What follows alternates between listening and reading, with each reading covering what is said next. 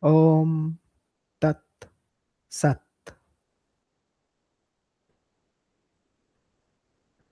Thank you for joining this session.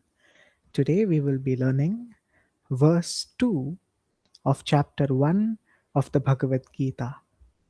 The verse 1 has been updated in the website. If you just click on this link, the video will automatically play. If you have missed watching the verse 1, please click on the link which is given on the comment section, and the page will automatically bring you, the link will automatically bring you to this page. And as you scroll down to verse 1 or just click on verse 1, you will find the video uploaded over here. So if you do not know how to access verse 1, just click on the link which is given on the comment section that has been posted by me. You will automatically be brought to this chapter and you can scroll down to verse 1. Today, we begin with verse 2, which is Sanjaya Uvacha Drishtva tu Pandavanikam Vyudham Duryodhanastada Acharyamupasangamya Raja Vachanamabravit. This is reciting without applying the accurate anuswara. There is kam anuswara above ka and anuswara above dha, which we will learn how to perfect it in some time. Before that, let us try understanding the meaning so that when we recite it, it will make some understanding of what we are reciting. Sanjaya. Who's Sanjaya? Sanjaya is a trusted minister of Dhritarashtra. Sanjaya is a well-wisher of Dhritarashtra. Sanjaya is an advisor to Dhritarashtra, the blind king of Hastinapura. That is who Sanjaya is. Since Dhritarashtra is blind, he is not able to see what is happening in the battlefield. Neither could he participate in this battle. That is why he is asking Sanjaya to convey to him what is happening in the battlefield. That was the previous verse, if you remember. Dhritarashtra uvacha dharmakshetre kurukshetre samaveta. He's asking. Dhritarashtra is in his castle, in his palace, asking his minister Sanjaya what is happening in the battlefield. A question may arise, how is Sanjaya able to see what is happening? We'll touch upon it very soon. First, we will look at the meaning of every word.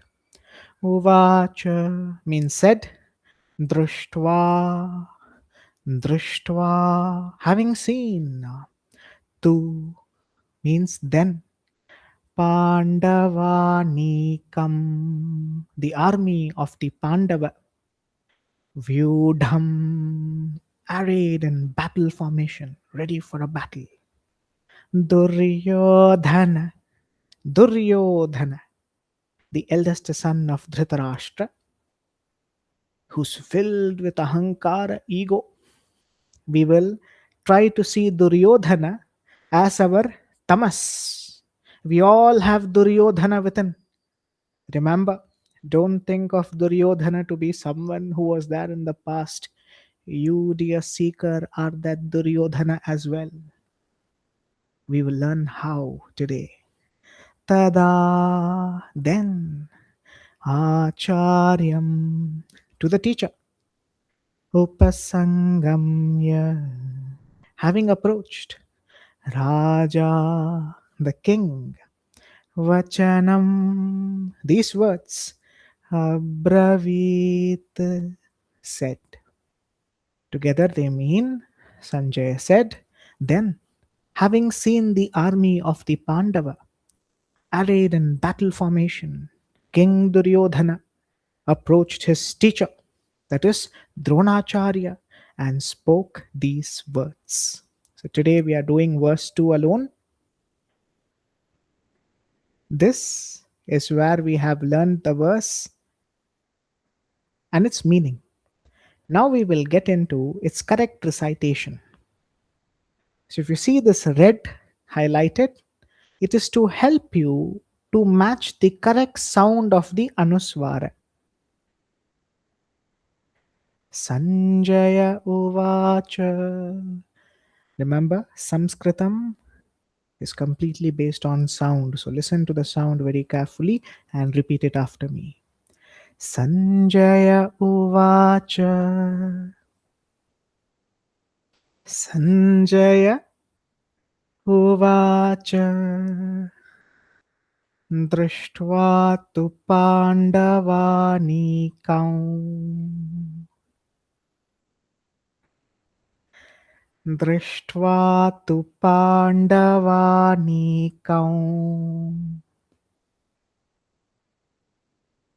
कौ slight कौ because the next letter starts with a v, that is why the ending is कौ.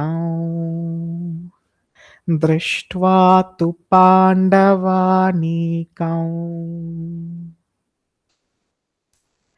व्यूढन् व्यूढन् व्यूढन् दुर्योधनस्तदा दुर्योधनस्तदा व्यूढं दुर्योधनस्तदा व्यूढन् दुर्योधनस्तदा. Let's do the first line properly. Drashtva tu Pandavanikam Vyudhan Duryodhanastada Acharyamupasangamya Acharyamupasangamya. What is happening here? Slightly you should be able to understand with the meaning what I conveyed. He's moving towards the Acharya, Dronacharya. He's going to his teacher. Raja Vachanam Abravit. Duryodhana. The Raja is going to speak to his teacher about something. What is that? We'll learn it in the next verse. But now, how do we understand the meaning? What is the meaning of the first line? Drishtva tu Pandavanikam. Seeing the army of the Pandava. Vyudhan Duryodhanastada. Duryodhana, having seen the army of the Pandava arrayed in battle formation, which is Vyudham, arrayed in battle formation. Duryodhanastada. Duryodhana is seeing it, and then Acharyamupasangamya. He goes to his teacher, approaching his teacher. Raja Vachanam Abravit. He now starts to speak. So let's recite this one more time. Do it from your heart, not from your mind. And let's put in a beautiful rag. Sanjaya Uvacha Drishtva tu Pandavanikam Vyudhan Duryodhanastada Acharyamupasangamya Raja Vachanamabravit. Now we will get into the philosophy, the deeper mystery behind this verse. To understand this deeper mystery, I will request you to properly close your eyes. Sit in a meditative posture and listen to today's satsanga. Dear sincere seeker, if you remember in the previous session, we learned how we all will be given an opportunity. There is no guarantee here. This is an opportunity for us to realize the ultimate truth. So make the best use of this opportunity, like Devaraja, in which we learnt in the Sri Śiva Purāṇa in the previous session. By the way, take this as a humble request from my side. The reason why all these sessions are done in one video is to help a person to properly develop devotion towards Sri Krishna, Sri Shiva, and Ma Devi. They three are the ultimate truth. Many people in the past would attend the Bhagavata Purana, will skip the Shiva Purana, Devi Purana, saying we are devotees of Sri Vishnu. Such views are not appreciated in my sessions, neither do I encourage such individuals. You are not qualified to be one of my students if that is the view you hold. The view is very simple. Whoever is your Ishta Devata, they are the ultimate. So attend the entire 3 hour, 2 hour, however long the session is. Attend it fully. Don't just attend the Gita and leave it. Attend the Yoga Sutra of Sage Patanjali. Attend the Sri Lalitā Sahasranāma. Don't say I'm a devotee of Sri Vishnu, I will only learn the Sri Vishnu Sahasranama. It means you're fully brainwashed. I don't want such individuals at all who are not willing to change. Remember, there's an opportunity given. If you don't change now, you'll never change. You will struggle very badly. Maya, the laws of Prakriti, remember, it knows how to straighten you up, whoever you are. It will straighten you up the way you wish to be taught. So remember, don't split as Sri Shiva is different, Sri Krishna is different, one is superior. These all are nothing but people who have become a victim to commercializing our scriptures. Stay away from such teachings. Attend the full session. That is only you have completed the Gita. If you are not going to listen to the Shiva Purana, I will not be considering you as one of the participants of the sessions or one of my students. You should do it fully, otherwise, don't do it at all. So, coming back to this verse, it's only told so that you can save yourself from the clutches of Maya. It is not to hurt you or to disappoint you at all. But respect should be given to all the devatas. We should never split them. This is not a commercial business at all. This is Bhagavan, Ishvara, the ultimate truth. However you approach him, the person realizes that ultimate truth. And make the best use of this opportunity. So sit down with your eyes closed, listen with deep attention.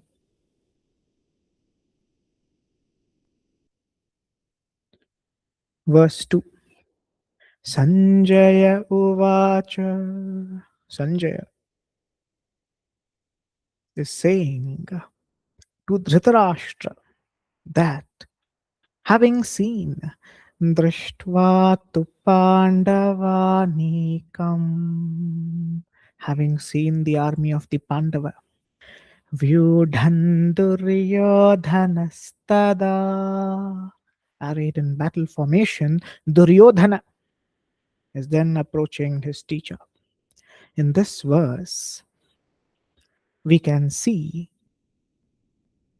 Sanjaya. A question may arise: how does Sanjaya, how is he able to see what is happening in a battlefield? Let's make it simple. Imagine you are sitting in your house. How will you know what is happening 100 to 200 kilometers away from your house? As long as there is no cameras put over there, you will not be able to see. That is the modern way of understanding. Correct? Or someone is live present in that place and is on their phone conveying to you that, hey, all these things are happening over here. And that's how you get to know. But can you by yourself, with your eyes closed, see what is happening 100 or 200 kilometers away from your house? At the moment, you cannot. Just because you cannot do something, don't think that the whole world is just like you. Just because I don't have $1 million, it does not mean in the world no one else has it. Am I correct?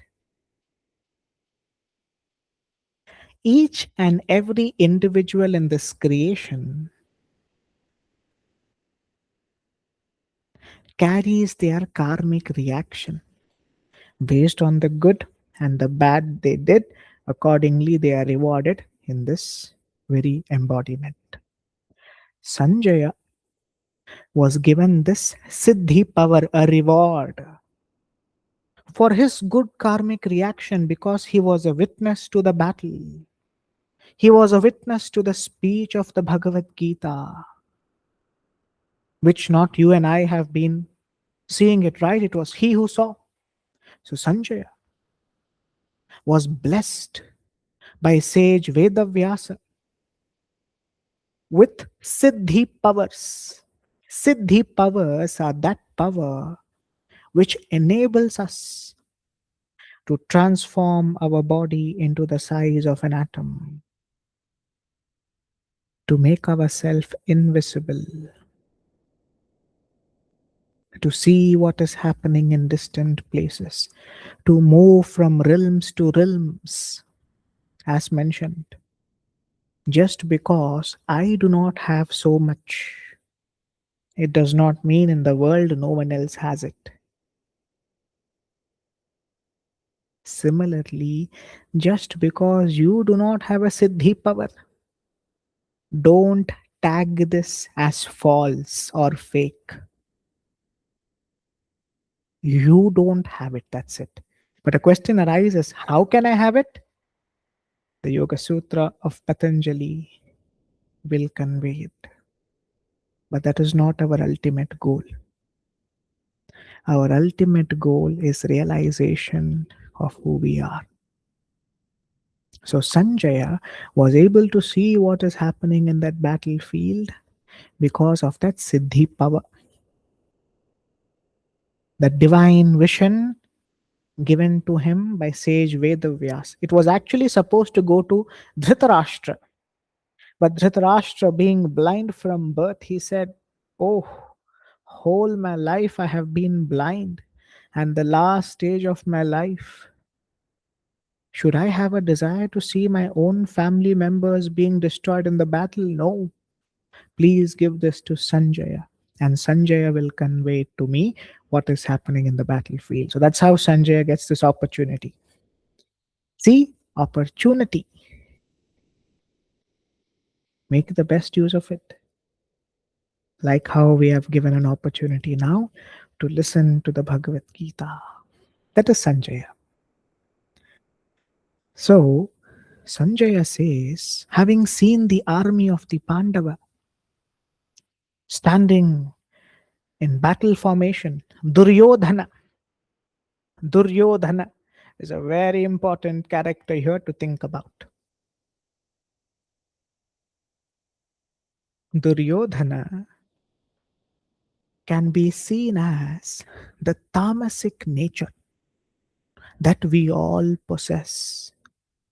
Don't ignore this wisdom as something which was 5,500 years old. Dear sincere seeker, you are that Duryodhana within, that evilness, that hatred towards others. I should be more successful. How can others be more successful than me? I should have this, I should have that. This belongs to me, that belongs to me. The nature where a person constantly is deluded is the nature of tamas. We have a total of three natures. If you remember, it was conveyed in the previous session. What were the three natures? Number one, sattva guna, the mode of goodness, where we think good of the world, we think good of others, we don't want to hurt anyone or harm anyone. Second is rajas, the mode of passion, where we sometimes think about, I want more. This is mine, that is mine, which is a nature which we also have. Third is tamas, which is what is Duryodhana here. Tamas is that ignorance within us. I don't like other people. I don't like this person. I don't like that person. I will destroy this person. I will destroy that person. This aggression within us, anger within us is Duryodhana. So don't think of Duryodhana to be someone from the past. Dear sincere seeker, it is very much you today. See, whatever behavior we possess, there is a teacher for it. There is a knowledge for it. That is only Acharyam, the teacher. Who's the teacher here? Dronacharya. In the chapter 18 of the Gita, you will learn that every behavior of ours has a knowledge. A person who's aggressive, a person who's always angry, a person who always finds faults in others, has hatred towards others, has learned knowledge from an ignorant person, has learned from ignorant people around. This is only what is known as kusanga, wrong company. Nothing. You just turn on a video, a news channel, people fighting with one another, saying, hey, your country is bad, that country is bad, this government is bad, that government is bad. This insane behavior, which we learn from them, becomes our new behavior. That is why, dear sincere seeker, stay away from such people. It is very easy to get attached to the guna, nature. If I possess an aggressive nature, in short, how will people who speak about spirituality, how can we differentiate? A person who has a tamasic nature will say, hey, that religion is bad. Only this religion is correct. These all are tamasic. They will, as mentioned, Prakriti will bring them to their knees. All this ego will continue so long as that good karma continues. It will break the spine of that person to make him or her understand what is truth if he or she doesn't listen in a good way. Prakriti, the laws of nature are very straightforward. That is why don't be a tamasic person. It's not good for you. What is knowledge of tamasic? That religion is bad, this religion is bad, mine is only superior. Finding flaws in others, finding ill in others. People will say, fine, we are good, but others have always been abusing us. You don't lose your character because another person is characterless. I can't say this snake is biting me, so I will bite it back. Such a person is not entitled to take decisions as per the scriptures. You should first study divine wisdom properly. If this is the thought that was there in your mind for the next 14 years, not 1 or 2 years, next 14 years, you properly study divine wisdom, then you take decisions in life because you're mentally not sane to take practical decisions. If that is how you think, they do this, I'll do it back. The mind needs proper knowledge to now enter. It takes time. Listen to the truth. Listen to the wisdom which unites the world, which makes us see everyone as one. Stay away from wisdom which divides this world.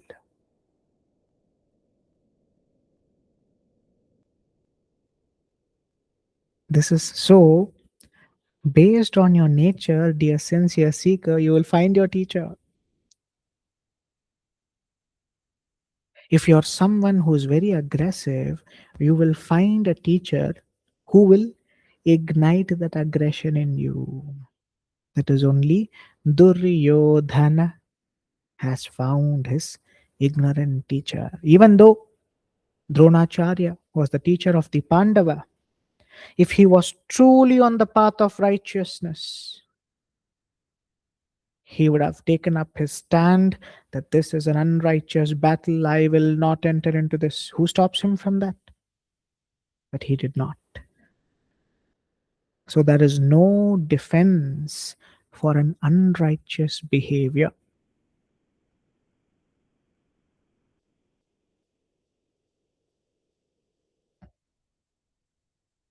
I repeat again, whatever nature you possess, right, such teachers you find. If your nature is very rajasic, means passionate, more money, more name, more fame, then you'll find a corporate guru. Yes, the world is all about money. There's nothing wrong. Make more,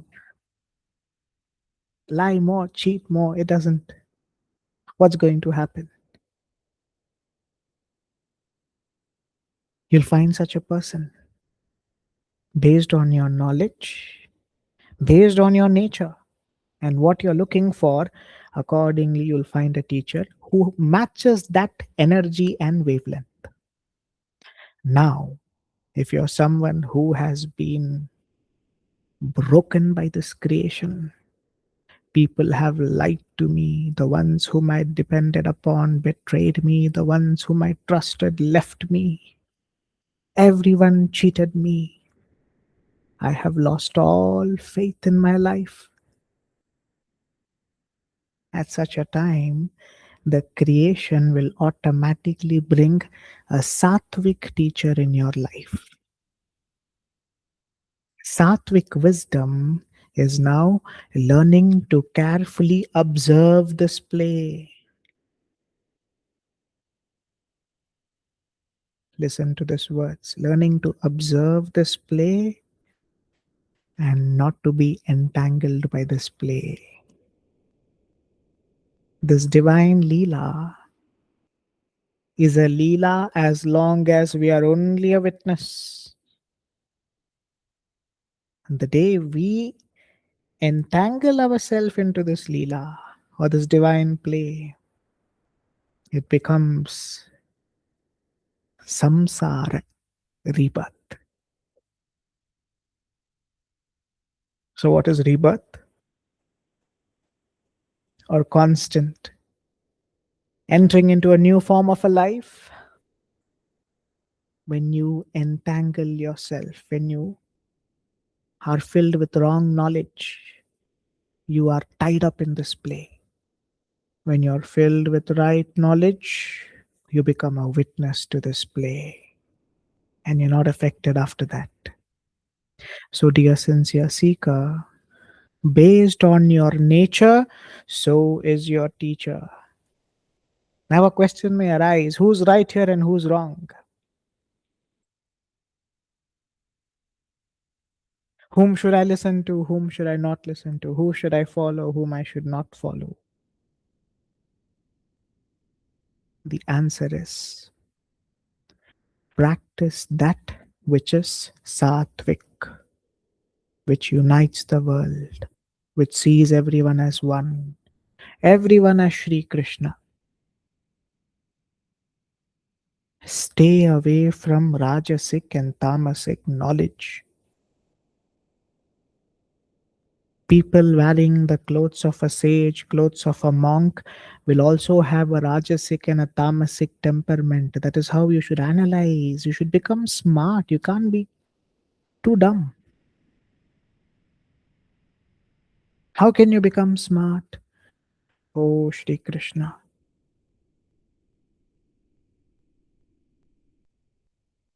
I bow down to you. Show me the ultimate truth. Let my mind only listen to that which is truth. When your intention is real, you will find the right individuals entering into your life.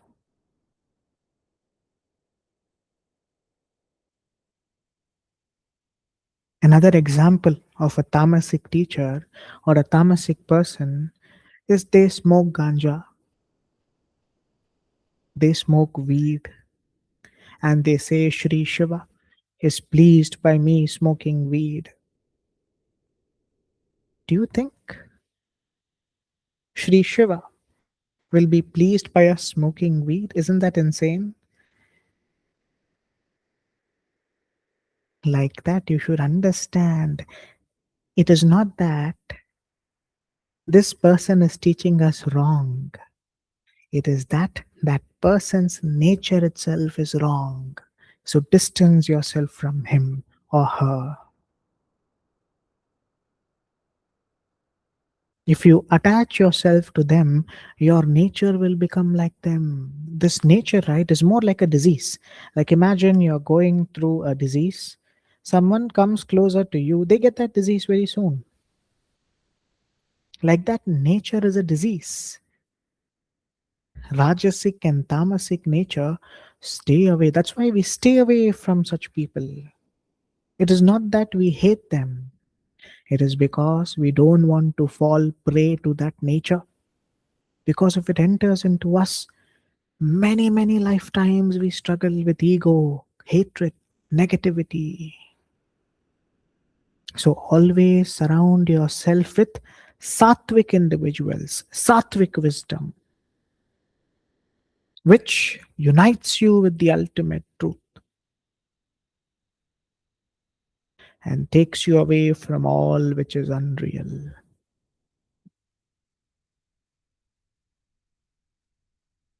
Duryodhana has found his teacher who is ignorant like him, goes to him and is going to tell him something.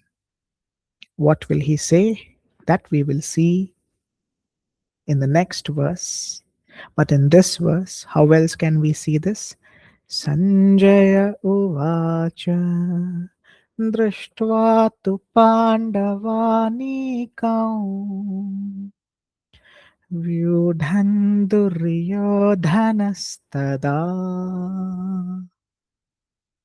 आचार्यमुपसङ्गम्य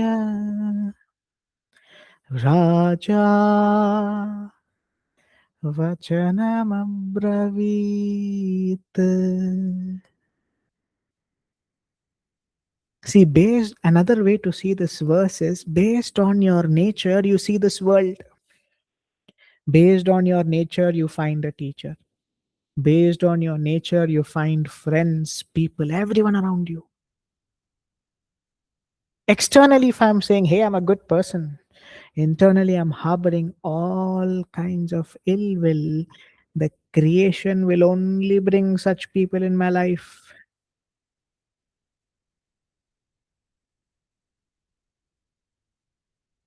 Because here the witness is the eyes, the Devata of the eyes, the Devata of the ears, the Devata of the nose, Devata of the mind.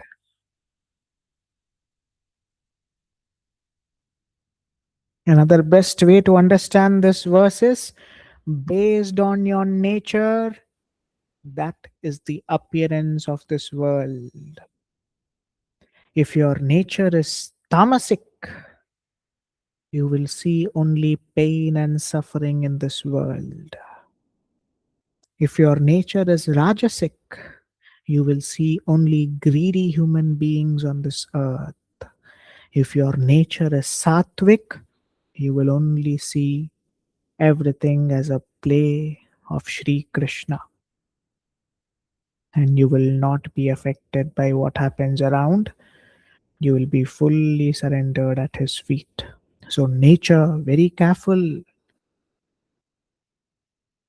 Your mind is very vulnerable to wrong nature. It is very easy to poison this mind.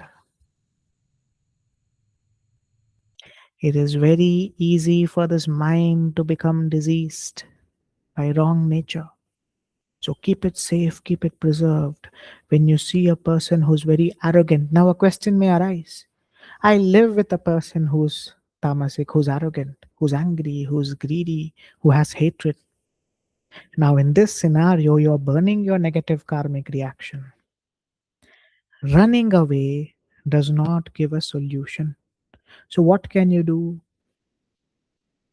Come into this link, play verse 1, verse 2, verse 3, verse 4. Listen to this the whole day. You will get that strength and energy and knowledge to then perfectly see this world without losing faith.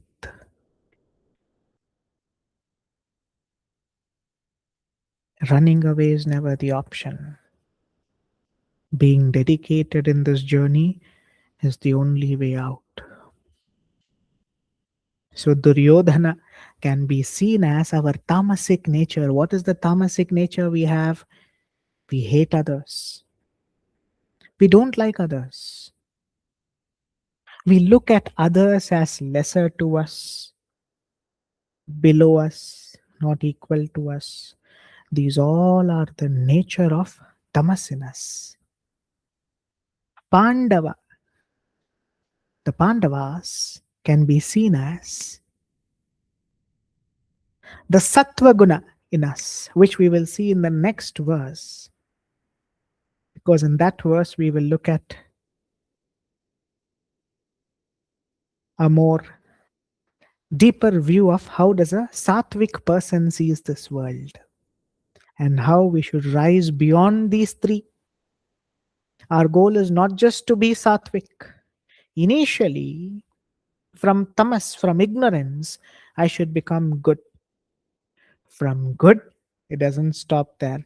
It is time to become divine because that is what your truest nature is.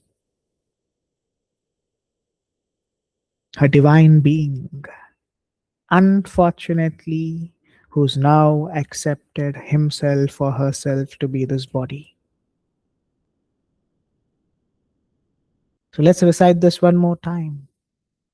Sanjaya Uvacha Drishtva tu Pandavanikam Vyudhan Duryodhanastada Acharyamuppasangamya Raja Vachanamabravit. So, dear sincere seeker, from this verse, what do we learn? Duryodhana is not someone who lived 5,500 years ago. Duryodhana is the one who's looking at the screen.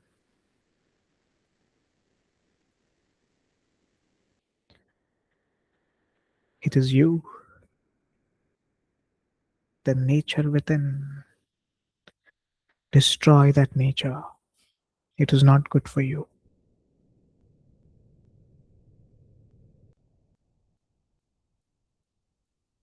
Duryodhana is not the person of the past, he is you,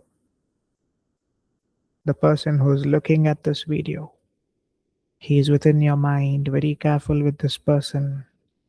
Do you know what he does to you? He makes you become angry. This is the tamasic nature. This tamas will make you more greedy, hatred. And based on your nature, you'll find your teacher. You'll find there are many people like that. Hey, that religion is bad, this religion is bad, we are only correct. Many in this world are like that. We need these people out of our life permanently. We don't want them anymore. We don't want to suffer because of them. Remember, we have suffered in our life because of these ignorant, natured people. Throw them out of your life. How do you throw them out of your life? Mentally. Om Paramatmane Namaha. Meditate. Meditate on a mantra, which is what we will do now so that we can create a sattvic nature within. So please be seated on the floor or wherever you are in a comfortable position. And I want you to meditate with me on this beautiful mantra, which is known as Om Paramatmane Namaha. And let us get rid of all these tamasic people from our life. We have had enough of them. And let us only have Shri Krishna in our mind.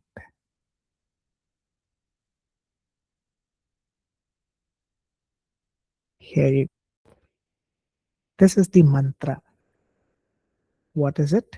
Om Paramatmane Namaha. Recite it with me exactly as the way I recite it. Or just close your eyes and listen to it. You'll automatically become sattvic in nature.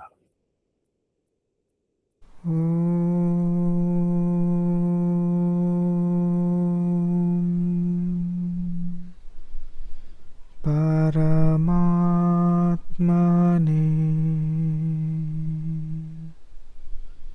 Namaha.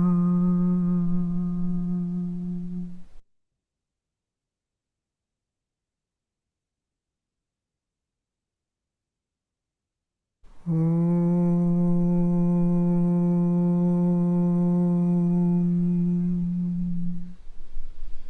Paramatmane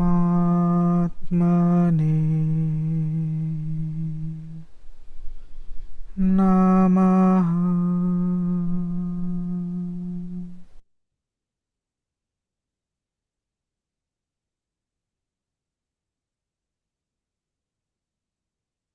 Om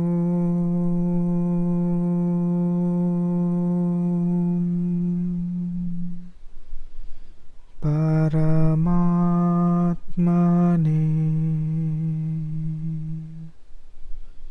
Namaha.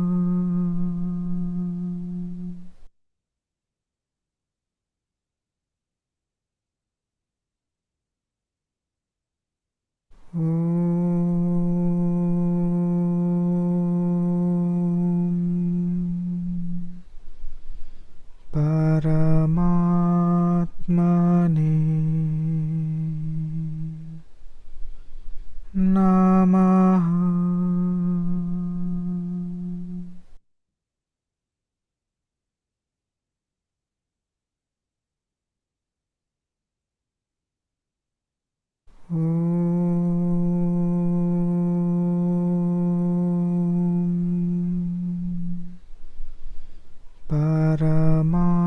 Paramatmane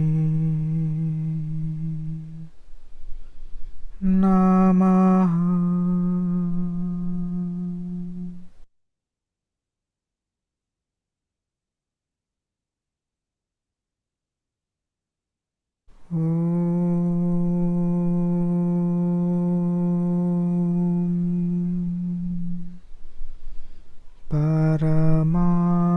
Paramatmane Namaha.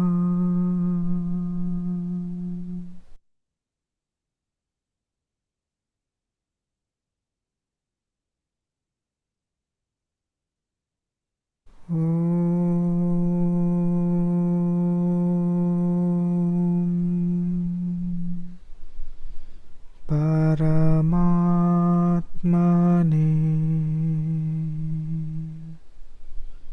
Namaha.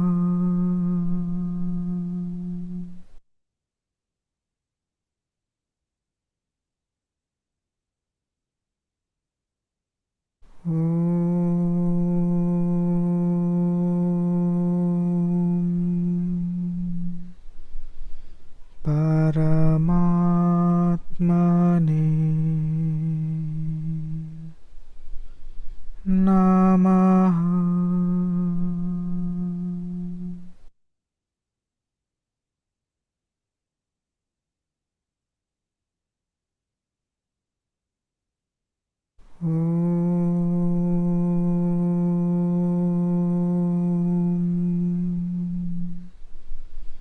Paramatmane Namaha.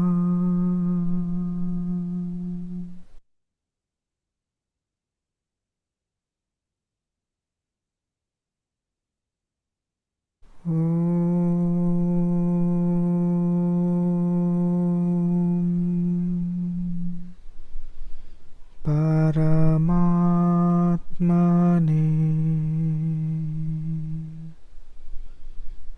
Namaha.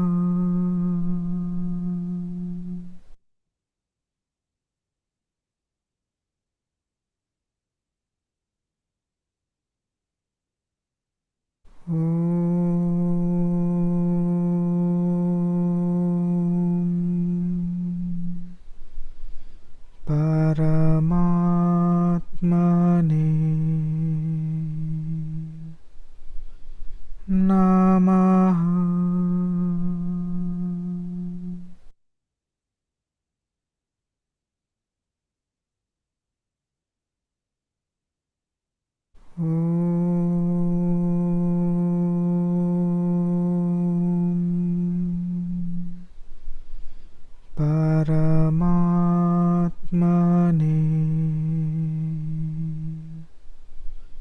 Namaha.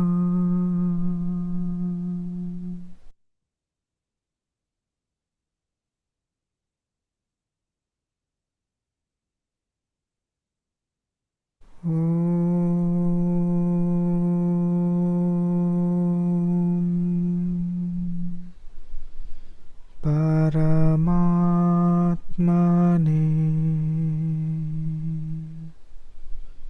Namaha.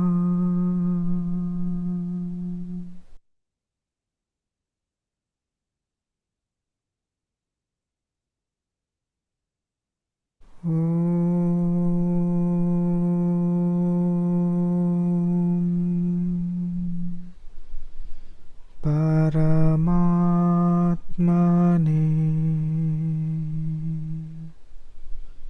Namaha.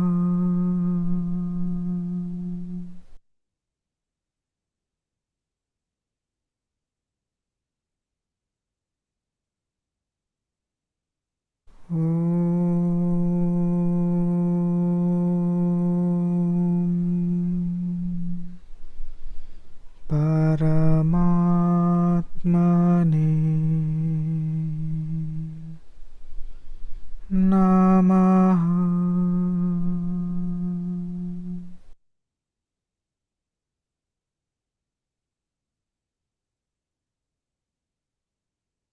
Om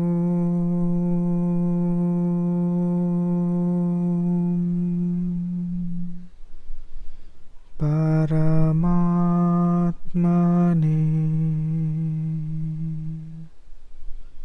Namaha.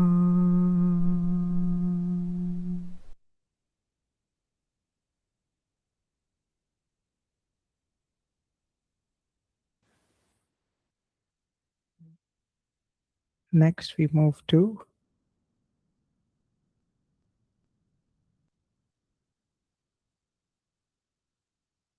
the Yoga Sutra. So remember, dear sincere seeker, meditate as much as you can on this mantra. Keep the mind free from thoughts of the world and free from Duryodhana, the tamasic nature within each and every one of us. Now we move to Yoga Sutra. Verse 3 and 4 is what we'll study today. In the previous video, we had done verse 1 and 2. In verse 1 and 2, what did we learn? Verse 1 now begins the instructions or teachings of yoga. And verse 2, we learned how Yogaschitta Vritti Nirodha. What does it mean? It means yoga is the cessation, quietening of the modifications of the chitta in the antakarana, the mind, intellect, ego, and chitta, the memory field. In Sankhya philosophy, what is called as chitta is the same what is called in Vedanta as antakarana. Mind always thinking of the world, stop it. Quieten the mind. Many people say, I live a very quiet life, I don't speak to anyone, I'm always in silence. But when you deeply observe these people, yes, verbally they may not have anyone to speak around, mentally, blah, blah, blah, blah, blah, blah, blah. They speak, speak, speak, and speak. Oh, this is bad, that is bad. What does this person think of himself? Who does she think herself to be of? Like this, Tamasik, they are the best friends of Duryodhana. Mentally, their mind is very, very ignorant. See, you can lie to an external person, but you can't lie to the Atman within. It is a witness. Imagine there is a camera set in my room and you all see me through the camera. And I have been lying, cheating, hurting, harming throughout my day. And I come to you and I tell you, I don't lie, I don't cheat, I'm such a nice person. But the camera reveals who I was. He's not a nice person. So, whenever Yogaschitta Vritti Nirodha is conveyed, don't think just verbal silence. Mentally, there should be no thoughts about this creation. There should only be connection to the inner Atman. Dear sincere seeker, it is time to become intelligent, not to be ignorant. Keep the mind always connected to a mantra. Initially, mantra is that rope which we hold on to climb above, is that step which helps us to walk forward. Don't be in silence. Silence won't work initially. What helps initially is Om Paramatmane Namaha mantra. So verse 3 is Tada drashtus Swarupe Vasthanam Tada drashtus Swaru Sa. This Visarga should sound like a Sa. Not full Sa. Sa. Tada drashtus Swarupe Vasthanam. What does it mean? Tada. Then. Drashtu. Which is of the seer, the Purusha. See, the Purusha is what is called as the Atman in Vedanta. The Purusha can also be seen as that all pervading consciousness. Sometimes in Vedanta, we might call it as Brahman. Purusha is that all pervading consciousness. The correct word to use is consciousness, the seer, which is all pervasive, which is everywhere, which is also within. Swarupe, in one's own nature. Avasthanam, abiding. What it means is, then the seer, the Purusha, understood as Atman in Vedanta, the witnessing consciousness, abides in its own true nature. What does it mean? To make it short and simple, as long as in your mind you constantly run thoughts about the world, about people, about situation, about circumstances, about the past, you assume that form. You end up thinking yourself to be as that.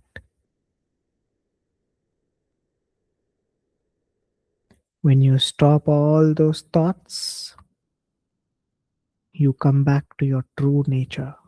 I repeat again. Then the seer, who's the seer? The witnessing consciousness, as mentioned. Just be a witness to this creation. The true nature within, the Atman, will be revealed. Stop developing desires in your mind. Stop developing thoughts of the world. Om Paramatmane Namaha. Meditate on this mantra whenever there is thoughts about the world. Only when the thoughts of the world stops can you see to who is there within you, right? In short, imagine you're driving on a hill filled with fog. You will have to wait for some time for the fog to disappear. You will have to wait for some time until there is proper sunlight so that you can see what is there in front of you. Similarly, the thoughts of the world in your mind, your antakarana, see how important is the mind. The antakarana can become your best friend or your worst enemy. The Gita, chapter 6, verse 5. As long as your mind keeps thinking of the world, as long as you don't bring silence within, you can't see the witnessing consciousness within. Rules has to be followed.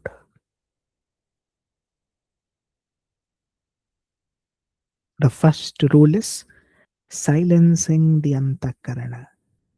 Cessation or quietening. Stop thinking. My family, my friends, my son, my daughter, my husband, my wife. Enough. How long? How much more? This has been going on for countless lifetimes. Now you bring an end. Dear sincere seeker, it is not worth it. Whoever you think as yours will leave you tomorrow. And based on your nature, you take up the next embodiment. If you have always thought about people around you, things around you, you will come back to this human form again and again. So don't.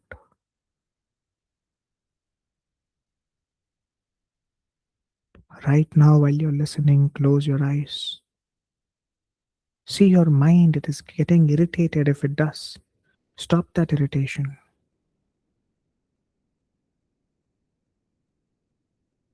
These all are because of these tamasic people like Duryodhana. We have made many Duryodhana as our friends. Watching television, watching videos where people abuse others, scold others, ill treat others. You learn that behavior becomes the reason for your own failure. Imagine how many years we have wasted our life, how many lifetimes we have wasted in thinking of ourselves to be something which we are not. How long more? That is why stop the thoughts in the mind about the world, direct it towards the thoughts of Om Paramatmane Namaha. Or the mantra for the Yoga Sutra could be Om Purushaya Namaha. That witnessing consciousness, I wish to see you. I wish to come back to my real nature. I don't want to be in ignorance anymore. That is when the mind will stop. So drop your desire thinking people will respect me. I will find love in this world. I will find happiness in this world. You don't expect friendship with a snake.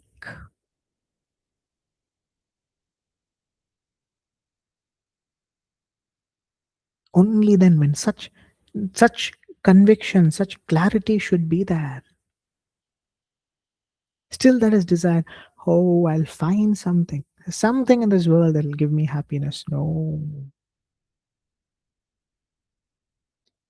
This is a forest in which you're in.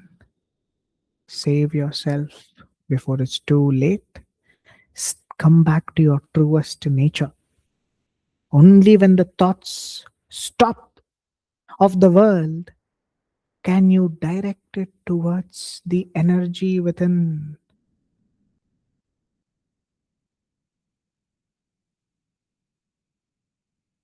Then the seer. See how important it is to control this mind. First comes the antakarana. Purifying the antakarana can only then bring you to your own nature. Otherwise, what happens? The next verse conveys it. Vritti sarupyamitaratra. Vritti, modifications, the thought waves of the chitta. Sarupyam, identification with, assuming the same form as. Itara. at other times. So it is vritti sarupya mitaratra, which means at other times when the modifications of the chitta have not been quietened, the seer, Purusha, identifies with the modifications of the chitta, which is the antakarana. What it means is when you don't stop, when you don't direct the thoughts of the mind towards the ultimate truth, starting with mantra, you will have to meditate.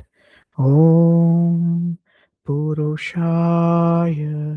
Namaha. Focus on the sound. Create an image of your Ishta Devata. It could be Shri Krishna, Shri Shiva, Madevi. Have them in your mind.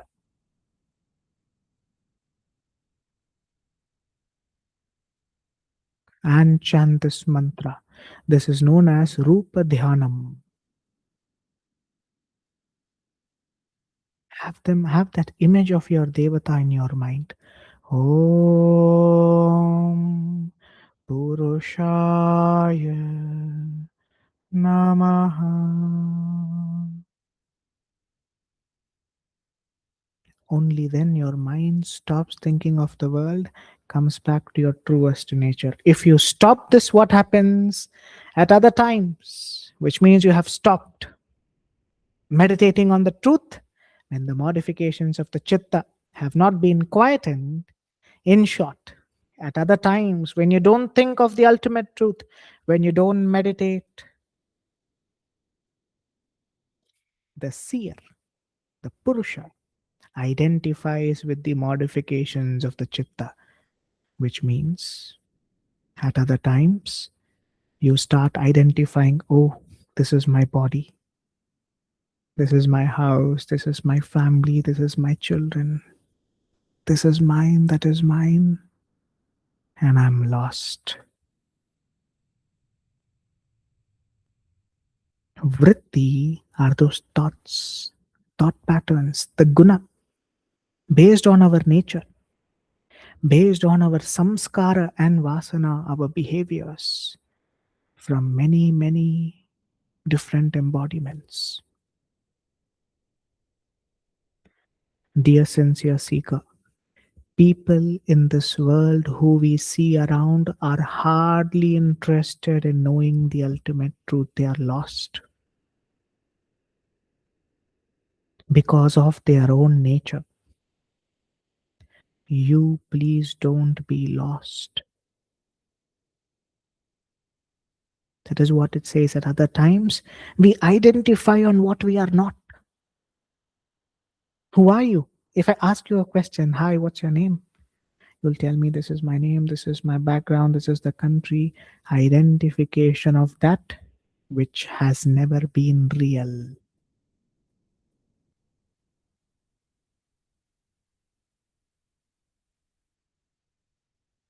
If I ask you, hi, what's your name? And if you say, I am that which sees through you, then I'll be shocked. My goodness, what a great person has understood the ultimate truth. So you are that which is everywhere. Don't identify yourself with this. You become limited. You become ignorant. For example, in more simple words, if you keep thinking of this world to be bad and evil, the world manifests as bad and evil. If you keep thinking of this world to be filled with people who lie and cheat and exploit others, the world manifests as that. If you keep thinking that there is just one witnessing consciousness, seen as many due to the nature that I possess, and I should be in my truest nature, Only at that time will the world stop bothering you.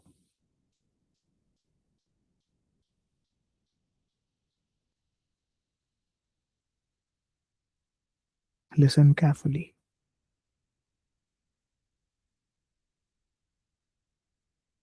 Whatever you see around is a reflection of the nature of your mind.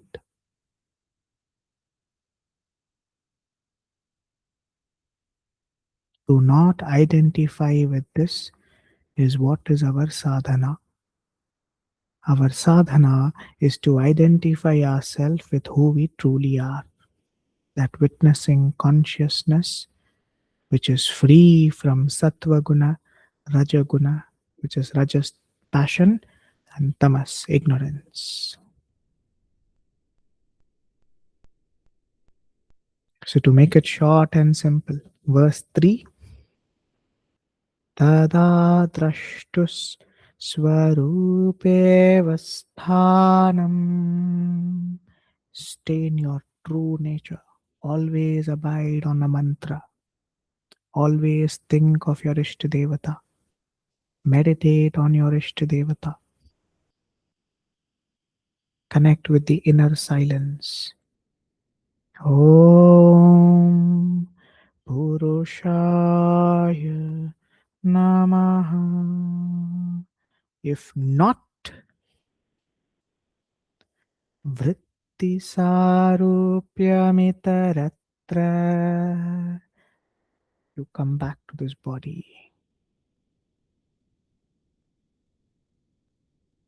You start seeing the world based on the nature. Sattva, Rajas or Tamas. Bad people, bad situations. Ignorant people, ignorant situations. All these, they start bothering us. For them to not bother us, even though they exist. I'm not saying they don't exist, they do exist.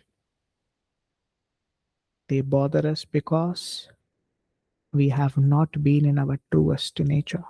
When we go back to our truest nature, Tada drashtus swarupeva sthanam.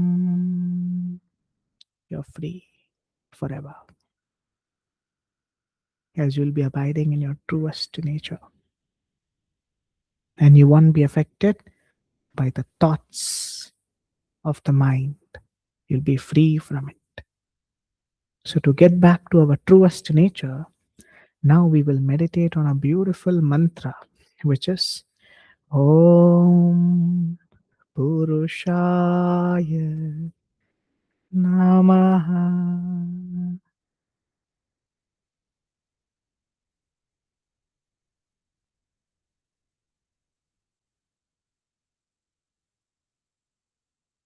Repeat the mantra with me. Om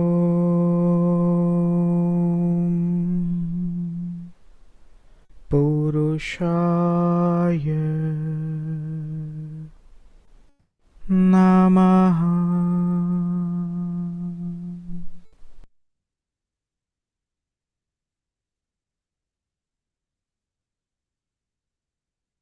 Om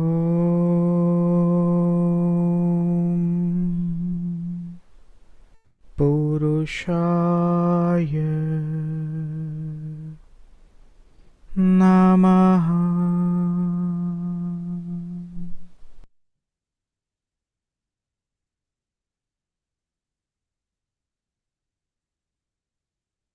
Om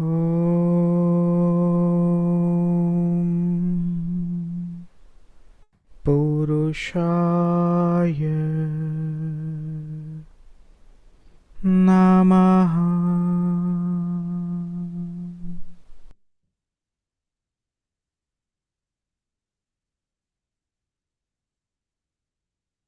Om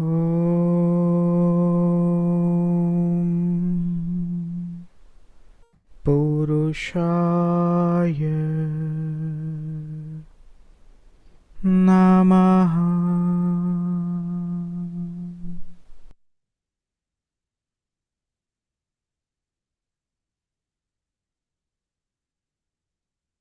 Om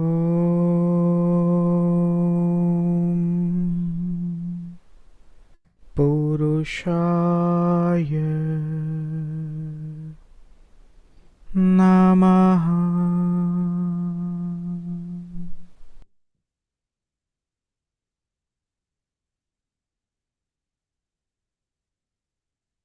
Om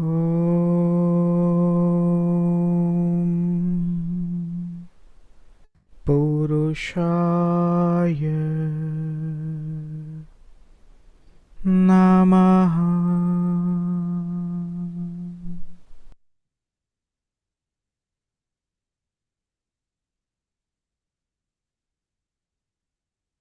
Om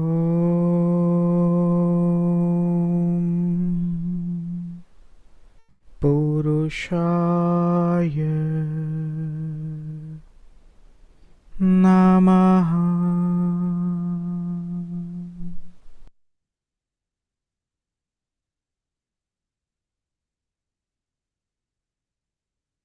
Om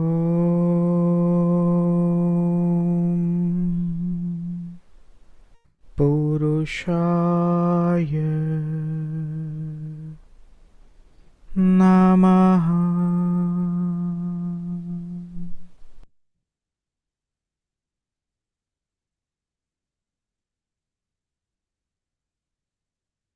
Om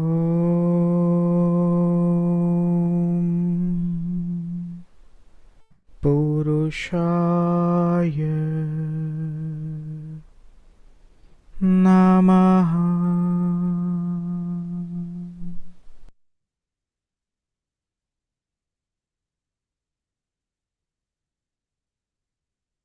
Om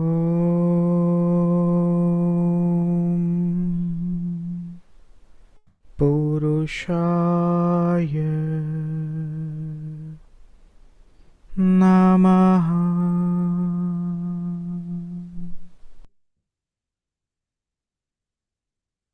Om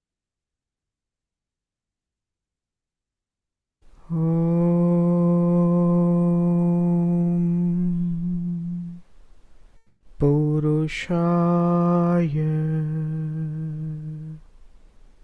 Namaha.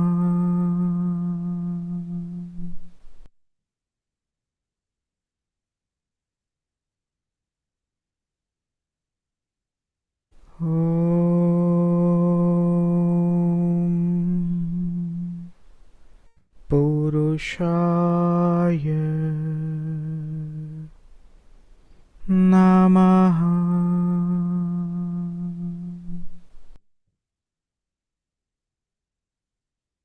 Om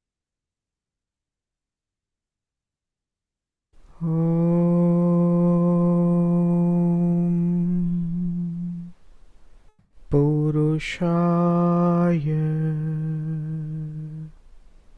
Namaha.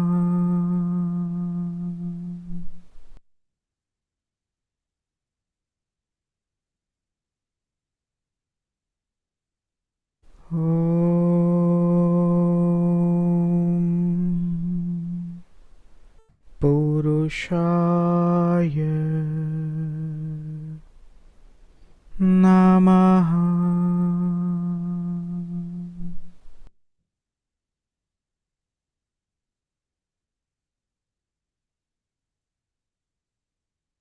Om Purushaya Namaha.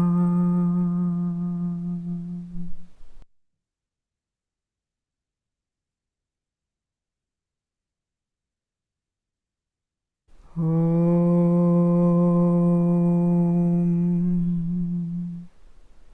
Purushaya Namaha.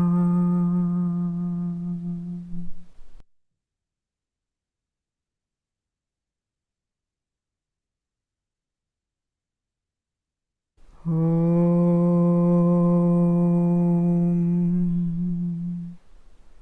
Purushaya Namaha.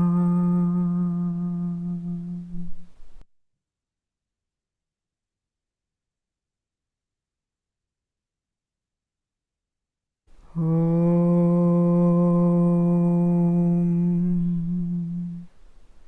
Purushaya Namaha.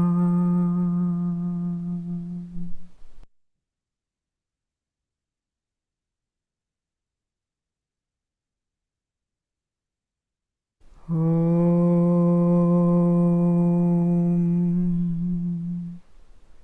Purushaya Namaha.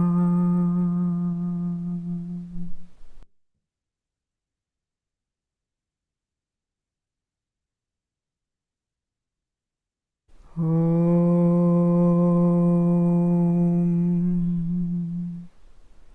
Purushaya Namaha.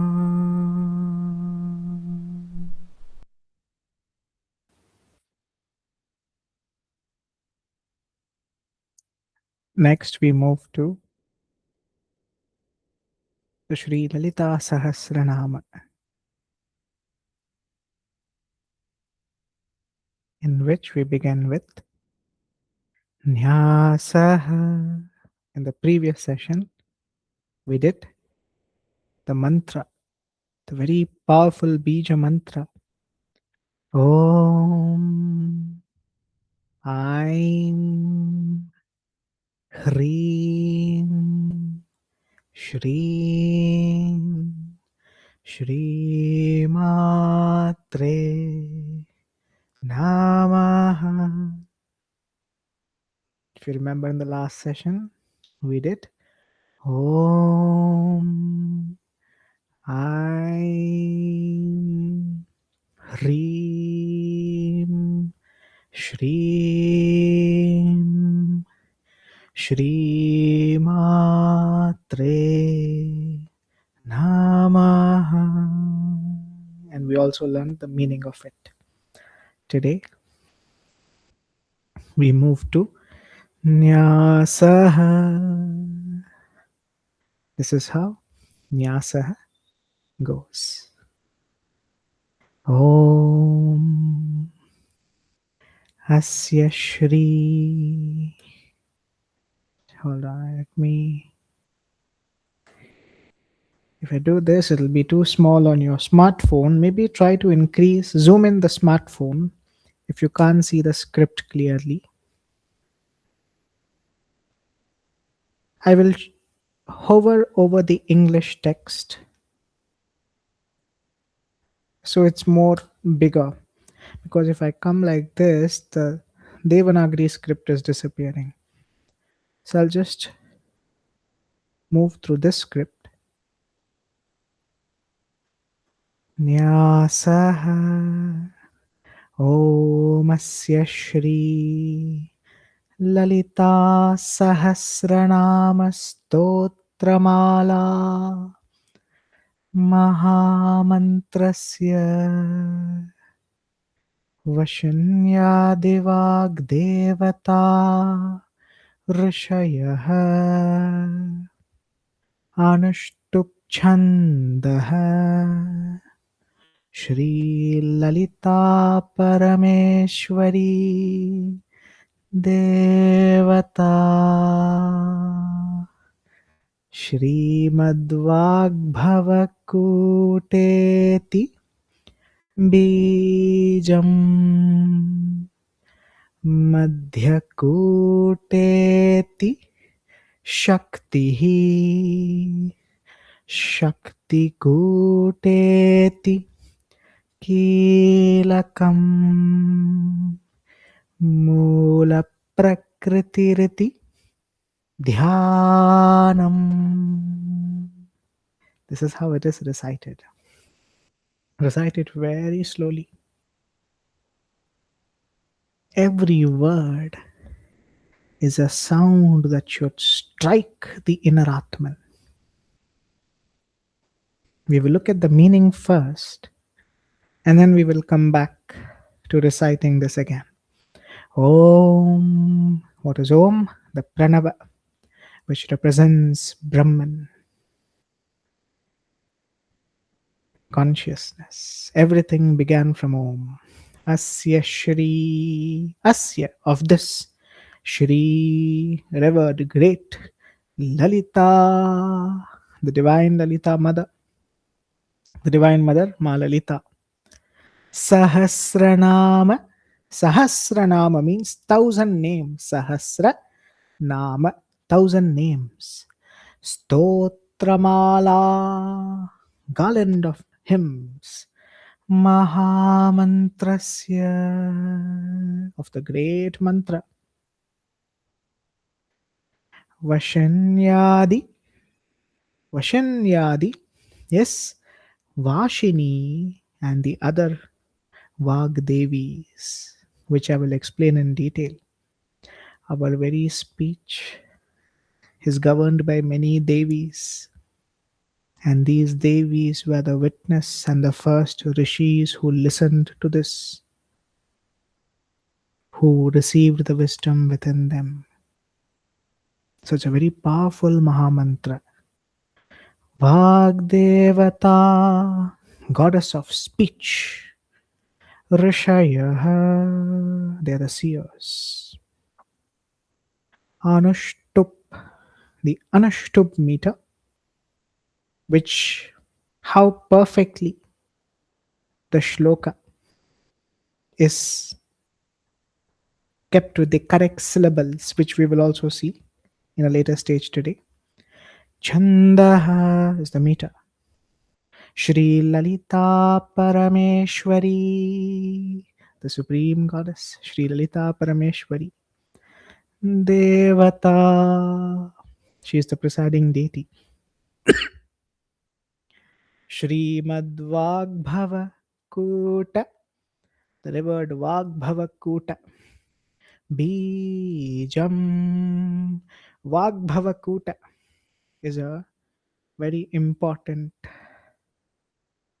first line of the very revered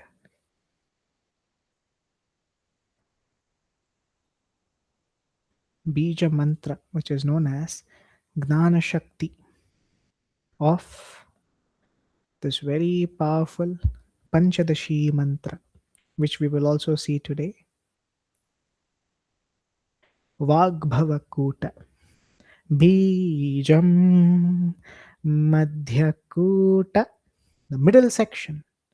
Shakti, divine power. Shakti Kuta, the Shakti section. Kilakam is the mystical key. Mula Prakriti, the primordial nature.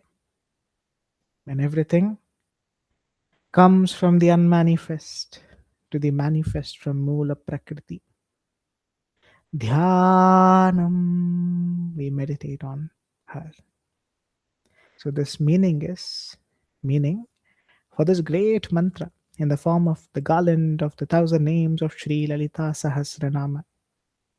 The seers are Vashini and the other Vagdevis. The meter is Anushtup. The presiding deity is Shri Lalita Parameshwari. The bija is the revered Vagbhava Kuta. The Shakti is the Madhya Kuta. The mystical key, Kilaka, is the Shakti Kuta. And the meditation is on Mula Prakriti, the primordial nature.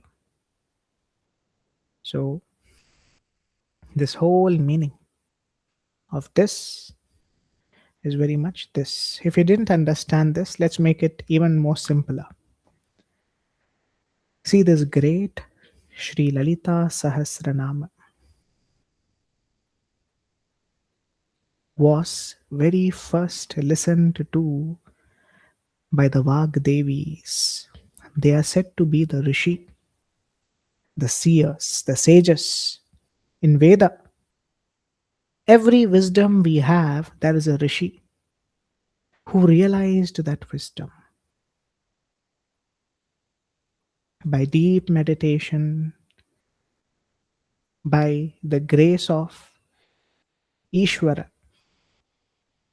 that wisdom is realized within, and accordingly we mentioned that for this wisdom, he or she is the Rishi. So here for the Sri Lalita Sahasranāma, the Rishi is not any human being. It is the Vagdevis, who are said to be the total of 8 Vagdevis, in which Vashini, she who causes speech to flow, the presiding deity of eloquence and inspired expression. Speech starts. The inspired expression to start a speech begins from Vashini. She is said to be the goddess of speech. These are 8 goddesses of speech within, which allows us to speak. So that is why speech should be pure. In so many forms of species in this creation, the human beings are the most blessed to speak. Can you ask a cat, mouse, dog, snake to speak? They cannot. They can't express themselves. If they go through pain, they just scream. If they are happy, they just do whatever they do. But human beings can express what they are going through with the power of speech. And speech is powered by the Vagdevis. That is why whenever you speak, speak mindfully. Don't hurt others with your speech.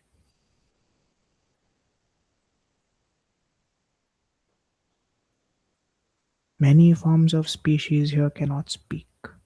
So the very first seer, the one who heard this wisdom, was Vashini. Expression of speech itself begins from Vashini. The 8 Vagdevis, right? First is Vashini, second is Kameshwari. She who embodies the power of divine desire manifesting through speech. Modini, she who bestows joy through sacred speech. And these Varga, Ka Varga, Cha Varga are the alphabets, letters. Every letter, even here, Vashini can be the devata of A, A, I, O, O. If you remember, the Varnamala which we learnt in the very first session. Every letter, every alphabet is powered by Ma Devi. Every letter is sacred. That is why be very careful the way you use your sound. Kameshwari is the devata for Kavarga.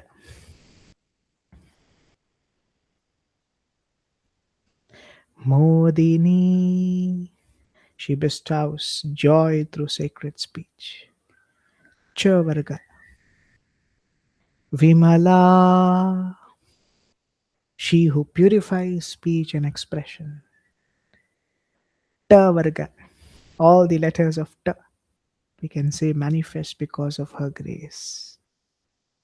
Every sound in our mouth, through our throat, has a Devi that guides us. Aruna, she who radiates the dawn of spiritual knowledge. Tavarga. Jaini, she who grants victory through truth and righteous speech. Pavarga. Sarveshwari, she who is the sovereign of all forms of speech and expression. Yavarga. Kaulini, she who embodies the highest, most subtle aspect of divine speech. Shavarga. So which means every letter, every alphabet is sacred. How can we use this mouth and throat and speech to hurt others? The best use of your mouth, your speech is to constantly say Om, Aim Hreem Shreem Shri Matre Namaha.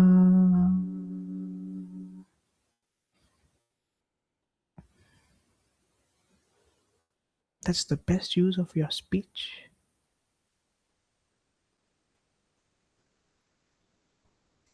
Don't speak unwantedly to anyone. Cut down your speech.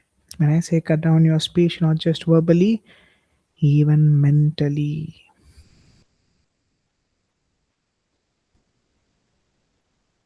Even mentally, cut down your thoughts, conversations of the world. Let there only be the speech.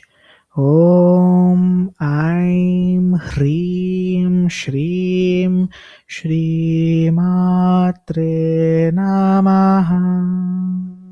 So who's the witness of the Sri Lalitā Sahasranāma? Who are the Rishi? The Rishi are the Vagdevis, in which Vashini has been mentioned. The beginning form of speech. And then we see this part. What is Anushtub? So if you see here, we also find something which we might not be aware about. So something good which we can learn. Anushtub Chandaha. What is Anushtub? As mentioned here, Anushtub Chandaha. It is in Sanskritam, the Chanda is a syllable which is built around a vowel to make it sound perfect. Only then it will be nice to recite it. Otherwise, it will become uneven when we recite it. For example, if you see here, this is the very first verse of the Sri Lalitā Sahasranāma. And see the way it is perfectly made by our great rishis, who are none other than the Vagdevis. Lalitā Sahasranāma is made by the Devis, not by any human rishi. See how perfect it is.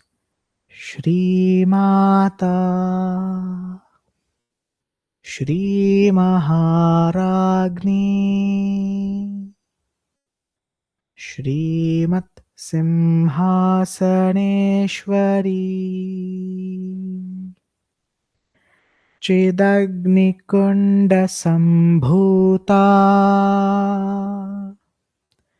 Devakarya Samudyata. How that rhythm is matching, right? It's a miracle. Not every sentences can match this rhythm, but in Sanskritam, especially our Shastra, our sages exhibit perfect wisdom. It should match this recitation. The sound, right? Sound is how the creation begins. From sound comes form. So to go beyond the form and to enter into the sound, Shri Mata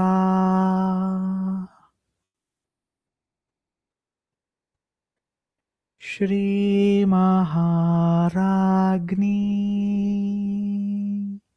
This is the very first pada. This is the first pada. There are a total of 4 pada here.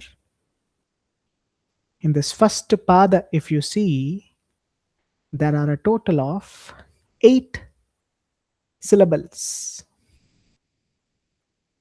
8 syllables or 8 akshara.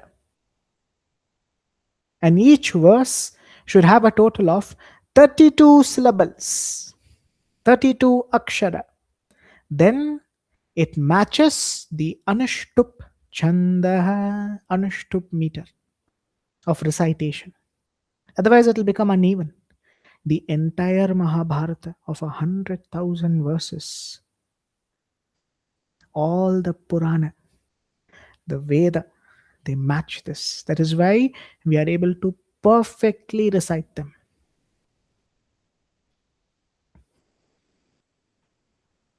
So, what are these? 4 pada. In one verse, you find this is the first pada, second pada, third pada. In each pada, the half, let's say first half in modern language, there are a total of 8 syllables. 8 syllables. Like this, each verse should have a total of 32 syllables to match the Anushtup way of reciting or phrasing that verse. That is what is Anushtup Chandaha. After that, we also learn the 3 Kuta. Vagbhava Kuta. In this verse, we saw Vagbhava Kuta, Madhya Kuta, and Shakti Kuta. What are they? See here. At the beginning of the creation, at the beginning, everything was in the form of unmanifest. Even in the form of unmanifest, there is Shakti, there is power, there is energy. That unmanifest Shakti is the Vagbhava. In our verses, we can see it as specifically coming from the Panchadashi mantra. In the Panchadashi mantra, this is how it goes, which is said to be very sacred. Just like we have the Panchakshari mantra, Nama Shivaya. What is the Panchakshari mantra? Nama Shivaya. Om Nama Shivaya. Which we learnt in the Śiva Purāṇa. Like that, for Ma Devi, we have the most revered Panchadashi mantra. Now, many people say, hey, Panchadashi mantra, you should not recite it without initiation, without a guru.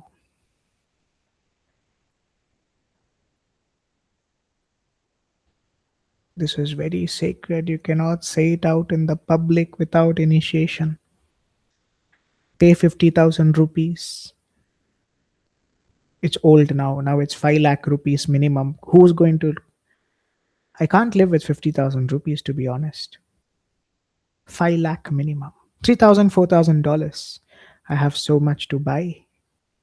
My new luxury car has been ordered. It's yet to arrive. Unfortunately, there's an import tax which I have to pay. So $10,000 minimum, please. And then you can recite. Do you think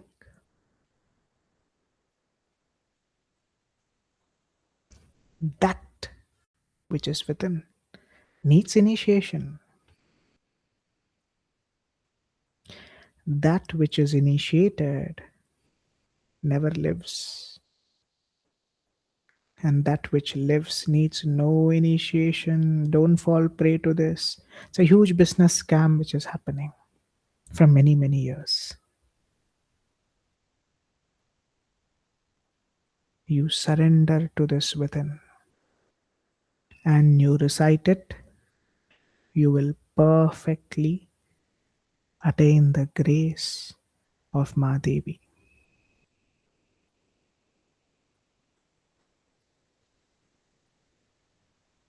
That which is initiated, it never lives.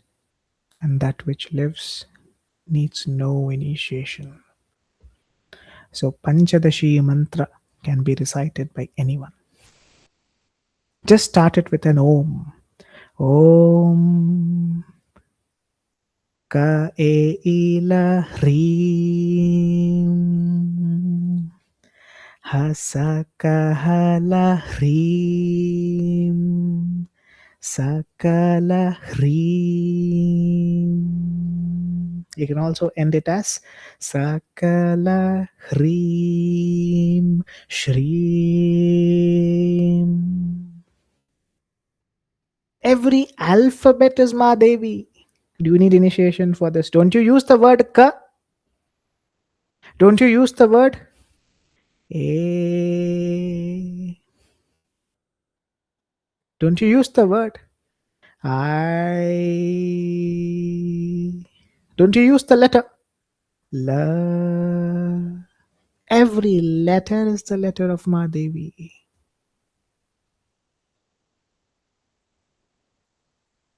Every sound is the sound of Mahadevi. Ka e ila hreem. Om. Started with Om. This is the unmanifest power. This is only known as the Vagbhava Kuta. Unmanifest becoming manifest. The manifest form is Madhya Kuta of the Panchadashi mantra. Hasakahala Hreem. What is the Vagbhava Kuta? The first portion. Ka e ila hreem. Madhya Kuta. Hasakahala Hreem. Shakti Kuta. Sakala Hreem.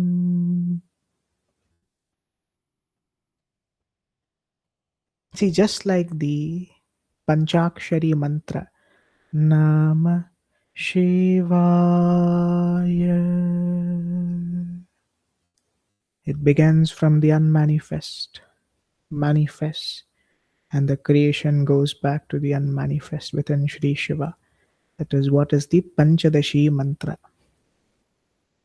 The first portion is said to be the unmanifest, which is slowly now becoming manifest, is the middle portion, and existing.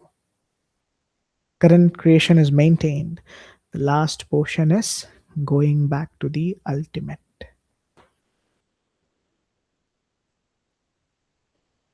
This is only the Panchadashi mantra. So in this, if you see the Sri Lalitā Sahasranāma, the entire power of this is there. The entire power of the Panchadashi mantra is there in the Sri Lalitā Sahasranāma. Every verse embodies this power. Ka e ila hreem. Hasakahala hreem. Sakala hreem. Generally, whenever you start it, Om Ka e ila hreem. Hasakahala hreem. Sakala hreem. Shreem. You can even say Shreem in the end. So, this is what is the Vagbhava Kuta. The whole Sri Lalitā Sahasranāma has this power. Dear sincere seeker, don't fall prey for this, that you should be initiated, you want this guru, that guru.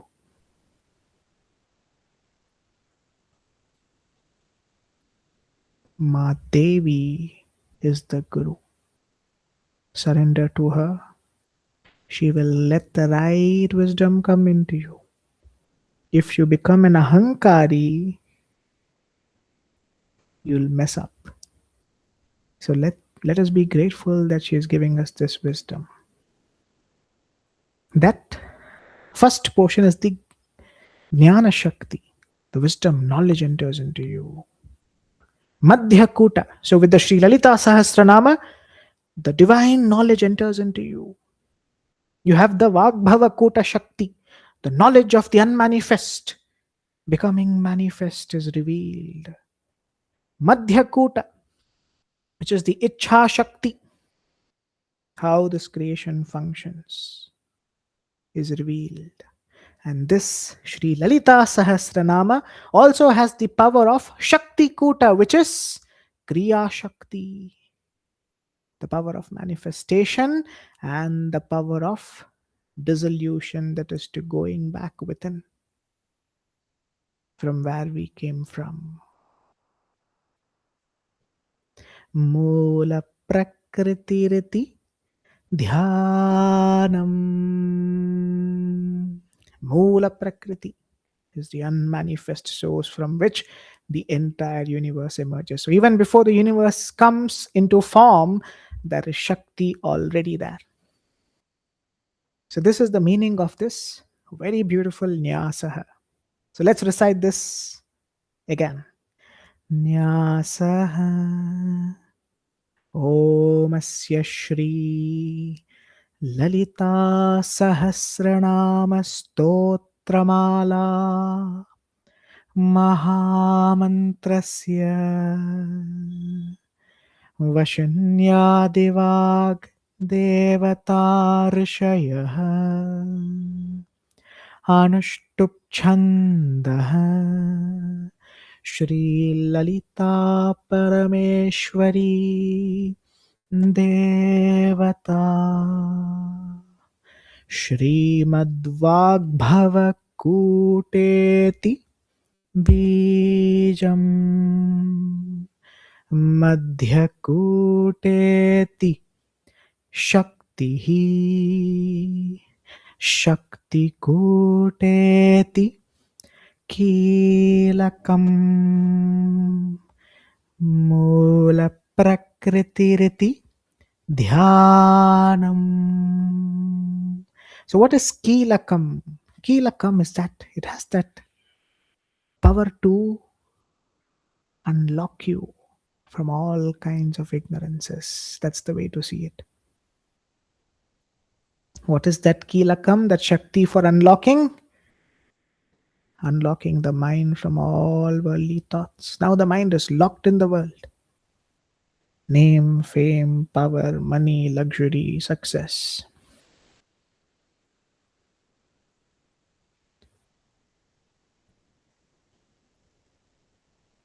This Sri Lalitā Sahasranāma is that key to unlock, that is to let go of all this and to unlock the ultimate, to realize Madevi.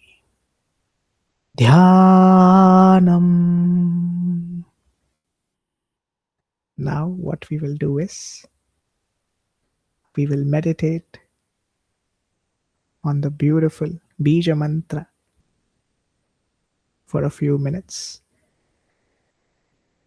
before we move to the Sri Śiva Purāṇa. Remember, if you're a part of these sessions, I don't want you to just do one and say, hey, we are devotees of Sri Krishna. We don't listen to Śiva Purāṇa. This session is not for you. I don't consider you as my student. Go find a corporate guru. Many are there. If you want to be truthful, you should worship them all. We should never differentiate between them. We should never say Shri Krishna is higher, Shri Shiva is lower, Ma Devi is higher, Shri Krishna is lower. It means the world hasn't taught you more lessons. Wait, you'll be brought here after being taught a lesson that they all are the same. So let's begin with meditating on this beautiful Bija Mantra. Om Aim. Om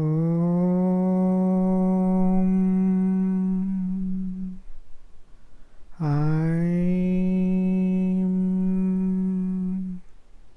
Hrim Shrim Shri Matre Namaha.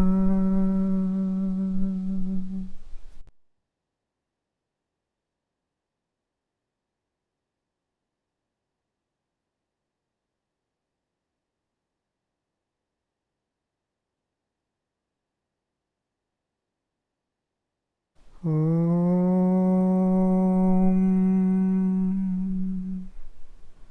Aim. Hrim. Shrim. Shri Matre Namaha.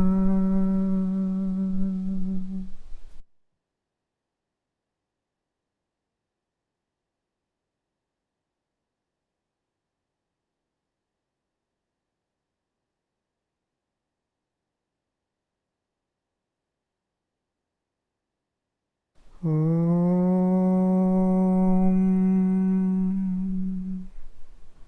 Aim. Hrim. Shrim. Shri Matre Namaha.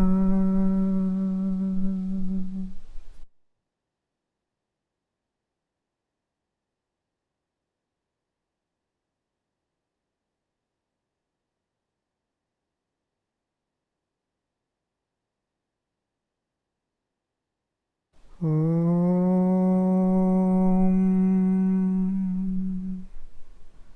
Aim. Hrim. Shrim.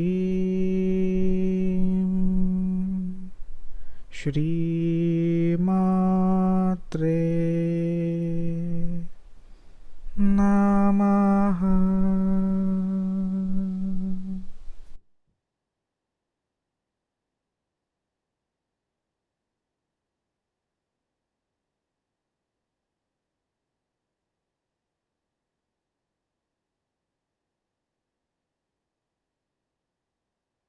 Om.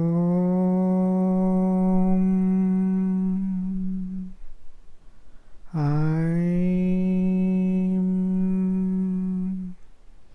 Hrim. Shrim. Shri Matre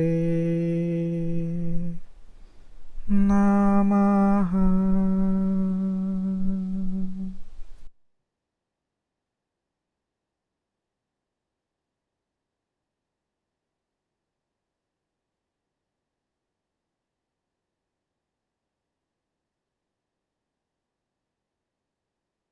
Om.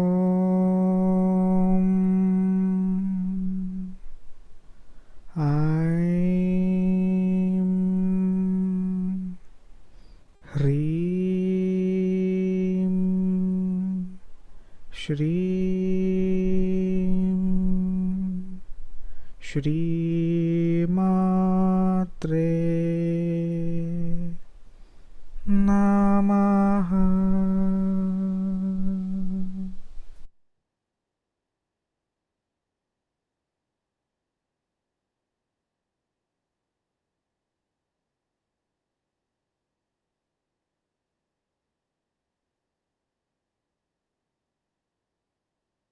Om.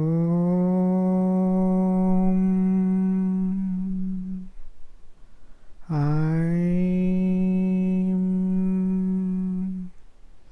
Hrim.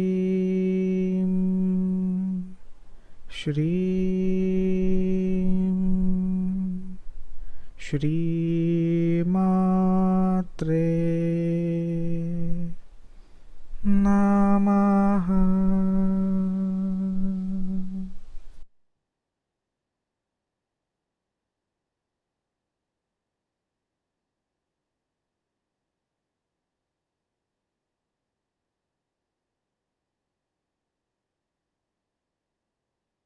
Om.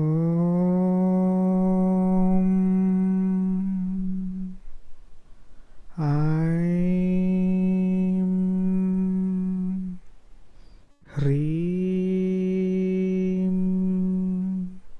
Shrim. Shri Matre Namaha.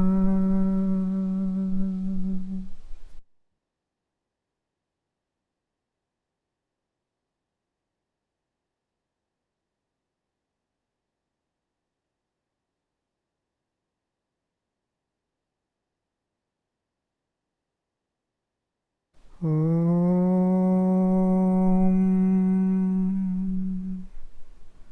Aim Hrim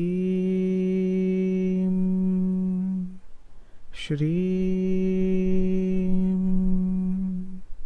Shri Matre Namaha.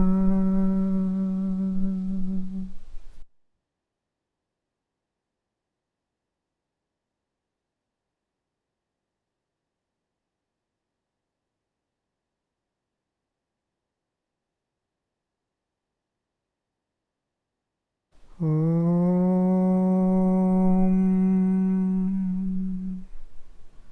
Aim Hrim Shrim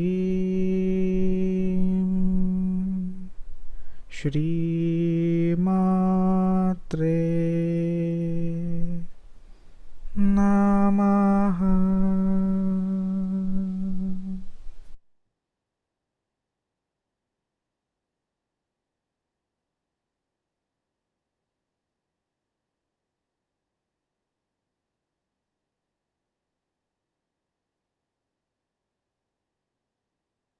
Om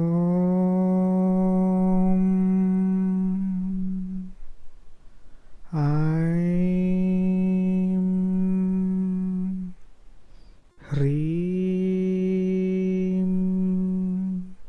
Shrim Shri Matre Namaha.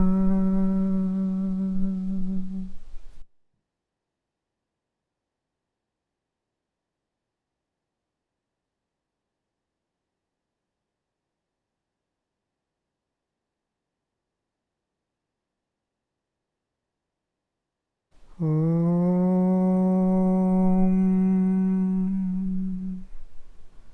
Aim Hrim Shrim Shri Matre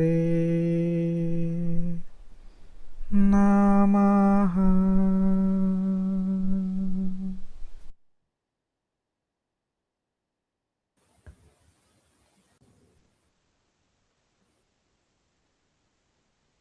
So next we come to the Sri Śiva Purāṇa.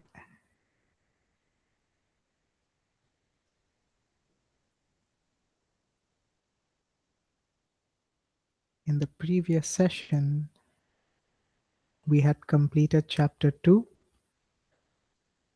of the Sri Śiva Purāṇa Mahatmya.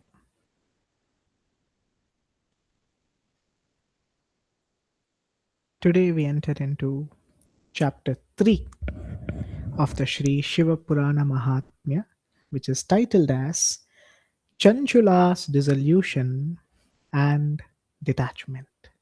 This is again a very beautiful chapter. We will just do a short revision of the previous session which we did, which was the greatness of Sri Śiva Purāṇa, chapter 1. Chapter 1 was the greatness of Sri Śiva Purāṇa, in which we learned that the author of the Sri Śiva Purāṇa is none other than Sri Shiva himself.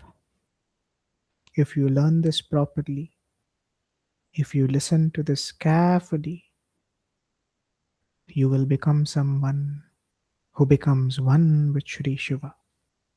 So please, dear sincere seeker, listen to this with deep attention. And in Chapter 2, we learnt about the liberation of Devaraja. But remember, this is not moksha. Opportunity given even to a sinner. See, imagine what all sins we would have done in our life: lying, cheating, hurting, harming. We've done something or the other in the past, if not in this embodiment, in the previous or the previous to previous. Yet, out of His costless grace, He's allowing us to learn the Sri Śiva Purāṇa. This is only an opportunity. He's given us a human body. This is an opportunity. So, like that, Devaraja was given an opportunity to understand the glories of Sri Shiva by entering into Shivaloka. But he was not liberated. He had to come back, burn his karmic reactions, and only then he can attain the final moksha.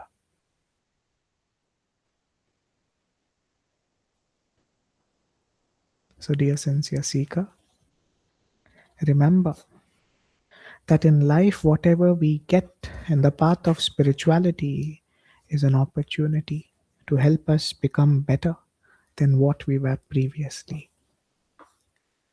So make the best use of this opportunity in listening to the glorious Sri Shiva Mahapurana.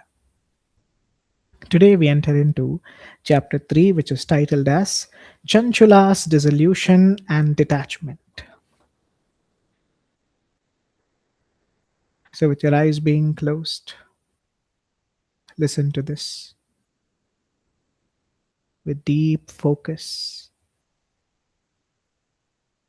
and deep attention, because just by listening to this, you will be able to overcome all the ignorances that are there in our mind. The nature of Duryodhana, tamas, will leave us. Shaunaka is now asking Suta that, "O great Suta, you are truly blessed to know this greatness of Sri Shiva Mahapurana. I'm very gratified and grateful to hear the story of Devaraja. In fact, my mind rejoices listening to this great wisdom which you're sharing. Please narrate another such wisdom which increases our devotion to Sri Shiva." Which means tell us something more. Like the story of Devaraja revealed to us that even though you will be the world's greatest sinner, you'll be given an opportunity to change. Now make the best use of that opportunity. After knowing how great Sri Shiva is, surrender to him, meditate on him, think of him. If still you continue your sins, then no one can save you. So the Sri Shiva Purana is an opportunity for us to change. So he says, tell us another similar story so that we all can be liberated from the thoughts of the world and can attain the feet of Sri Shiva. Please continue this divine story of the Sri Shiva Purana. This is Shaunaka. Now Shaunaka is requesting Suta to give more wisdom.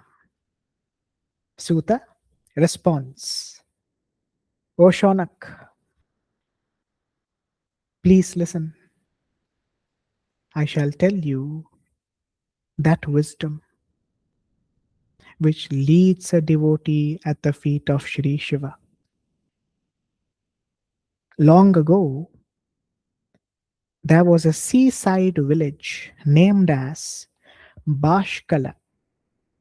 So there was a place long ago named as Bashkala, where many sinful people who don't study divine wisdom, who don't listen to divine wisdom, lived there. They were very wicked in nature. They performed all kinds of livelihood that will deceive others, that will create lies, cheating, and they all entered into adulterous behaviors. They knew nothing about divine knowledge. So, in this city, in this village of Bashkala, these people all were of similar nature. Remember, in the Gita at the beginning, we learned whatever our nature is, we attract such people. So, when you have a tamasic nature, you attract such people. These people in this village of Bashkala, they knew no true knowledge. They had no detachment, no true virtue. They were brutish in their nature, and they will only be interested in evil gossips. Who's doing what, who's going where. All worldly topics alone they will be interested in. They never paid attention to their dharma in that village. People were always drawn to worldly pleasures. They were engrossed in evil actions alone. Women, men, they all were equally crooked, sinful, evil tempered. They had no moral values. They lacked all good behavior, good discipline. They lived a very wicked life. In that very place, in that very village of Bashkala, there lived a person by the name of Binduga. So now we get into the main story. We saw a description of the place. How is that village? Unfortunately, the surrounding is very hostile, very ignorant. We can see this as our life. When you see around, what do you find? These are the people that we find even now in our own city. Don't you find people who are adulterous, who go around cheating, or people who are aggressive, who are berefit, who don't have divine knowledge at all, who live life ignorantly, who cheat others, who lie others? This Bashkala is not a village of the past. It is our own city, wherever we live. Our own neighborhood has become like this. So don't ignore this as a village of the past. This is the very current state of life, how we all are sadly living. In that place was a wicked person known as Binduga. He was a wicked sinner. Although he had a very beautiful wife, he would still run behind other women. He was in fact attracted to a woman in his own village, and he would not pay attention to his wife. He was filled with deep passion towards this other person. In fact, his wife, who was named as Chanchula, she was very devoted, deeply surrendered and looking after her husband. She did everything what was right for their marriage. She wanted that marriage to work. But unfortunately, this person, Binduga, will leave his wife and he will move to that other person.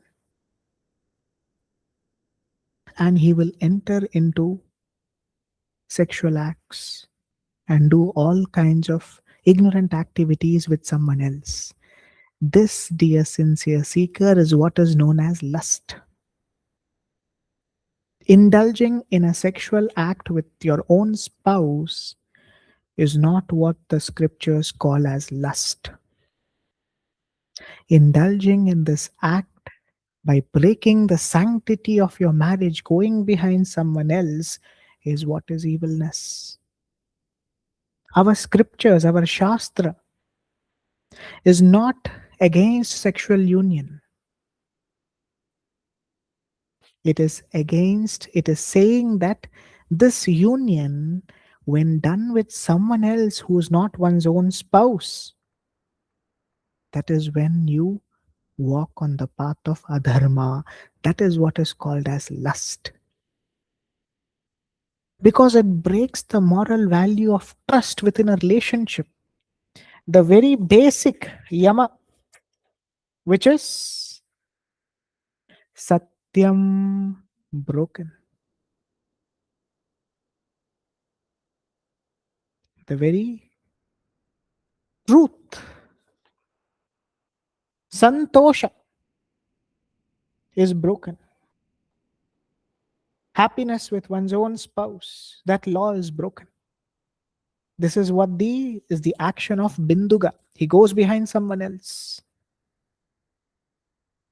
Now, this wife, Chanchula, she is also young. See, in a human being, sexual desires or thoughts in relation to a spouse is very common. But when they are not met, they start looking for someone else. Chanchula, since her husband was not paying any attention to her, now she felt, I should try finding someone else. So many years passed by.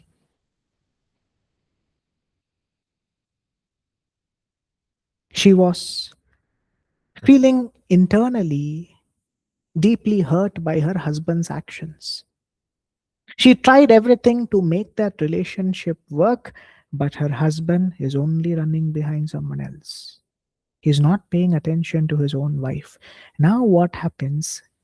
Her desire is now to find someone else. Unfortunately, unknown to her husband, she begins an affair with another person. Just like what her husband does, now she is also entering into this action. She has fallen from all the sattvic virtues which she had.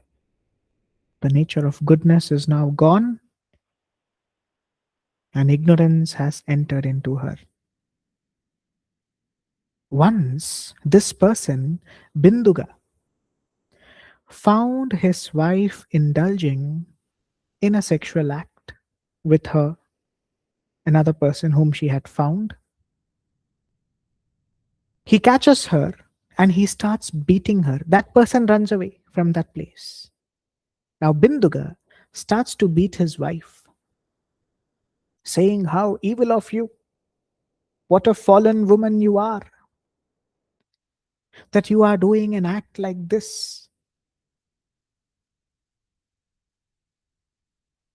He starts to blame his wife, saying that she has now become a fallen person. Chanchula, who never spoke up to her husband, now starts to speak. She says, you, Binduga, are foul minded. You are the one who always goes behind someone else, leaving me, who's young, who's devoted to serve you day and night. But you don't care about me. From the time I have gotten married, I have only served you. I have looked after you for so many years. I was patient, thinking that you will change, you will come back to me, but you never changed. Now, what can I do? As a human being, every human being, a married person, has a desire. That desire slowly, slowly, when it is unfulfilled, it transforms into lust. Mentally agitated by this, by my age, by my youthful beauty, where my husband is itself not interested in me, what can I do? I started to desire for someone else. Deprived of my union with you, I became very distressed. Now, how can I accept this? And I started to look for someone else. So, what we understand till here is Chanchula is now putting the blame on her husband. that it is because of you that something like this has happened. You never paid attention to me. So what we learn from you very importantly is that in a married relationship, every person has a desire to be loved. So it is important that the spouse gives their time to respect the feelings of the other person and not to break the sanctity of that relationship trying to go find someone else. It is very wrong. See, we will see at the end of this chapter, or when we get into the laws of Prakriti, how it will affect us in the future. So, till here, Chanchula has responded, it's all because of you. The desires what you have, I also have. It's not something new or hidden. Every human being, it could be male or female, has a desire. Once you're married, you want your partner to love you.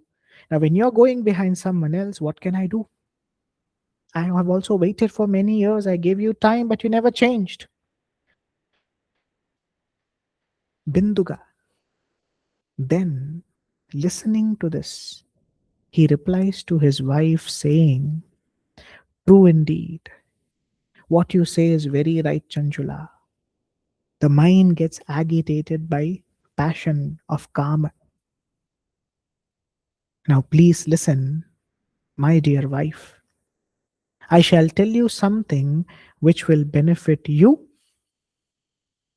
and do not be afraid. He tells his wife, you go ahead with your sexual activity with any number of partners that you wish to have. Look at the advice by a tamasic person whose mind has been moved away from dharma, has become adharma. He in fact tells his wife, you do this. Have any number of partners you want to have. No fear should enter your mind. And with all these partners with whom you get into a union, extract wealth from them. Take money from them and give them whatever pleasures they want to enjoy. And that money which you get from them, you give it to me. You know that I am very much interested with money. And when I get more money, we both will be happy. We will live a wealthy life. You fulfill your desires, and I will fulfill my desires through you, which is getting wealth from you.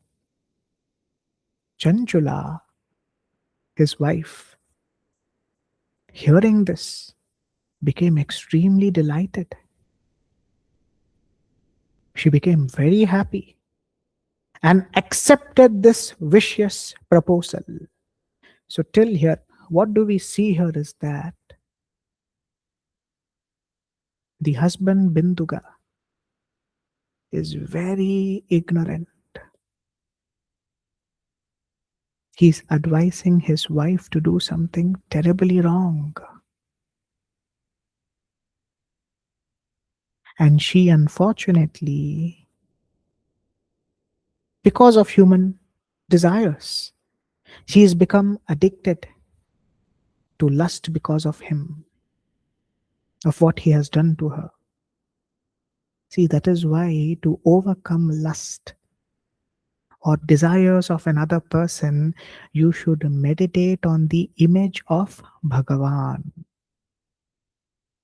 Listen to this very carefully, dear sincere seeker. Having desires, sexual desires are very common in human beings. It is not something to feel guilty about. It is not something to feel bad about.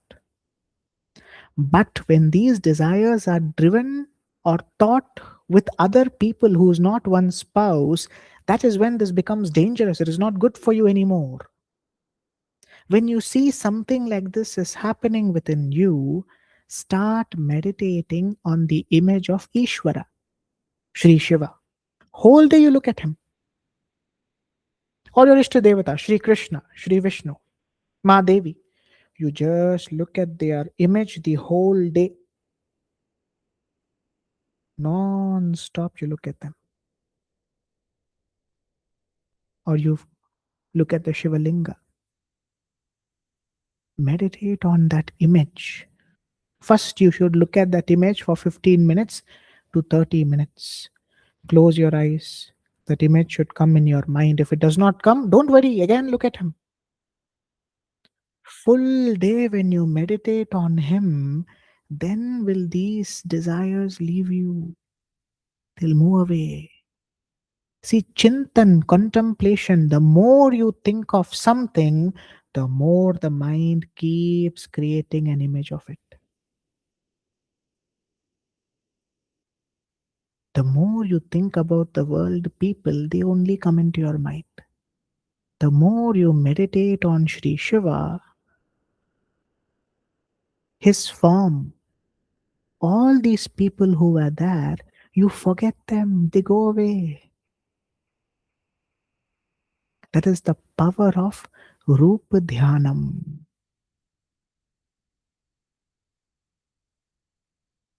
So, coming back to the story, Chanchula feels what a deal. Having thus entered into this mutual contract, the two wicked persons, now the wife has also become a dharmi.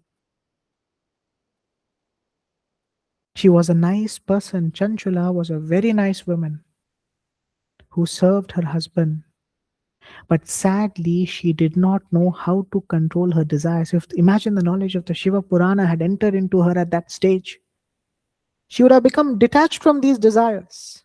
If she had meditated only on the image of Sri Shiva and learning that this husband of mine is nothing but a karmic reaction, he will go away soon. What will be there with me is only Sri Shiva. When this knowledge would have entered into her at that time, she would have saved herself from this ignorant act which she is going to enter into. So, having thus agreed, both of them, they fearlessly went ahead with their evil actions. A great deal of time was wasted in indulging in such vicious activities. They deceived many people by doing this. Binduga, after a few years, dies and moves into hellish existence. Binduga, after how long can you enjoy this? How long can you think that you can do this, thinking that it's an enjoyment? The body will get old.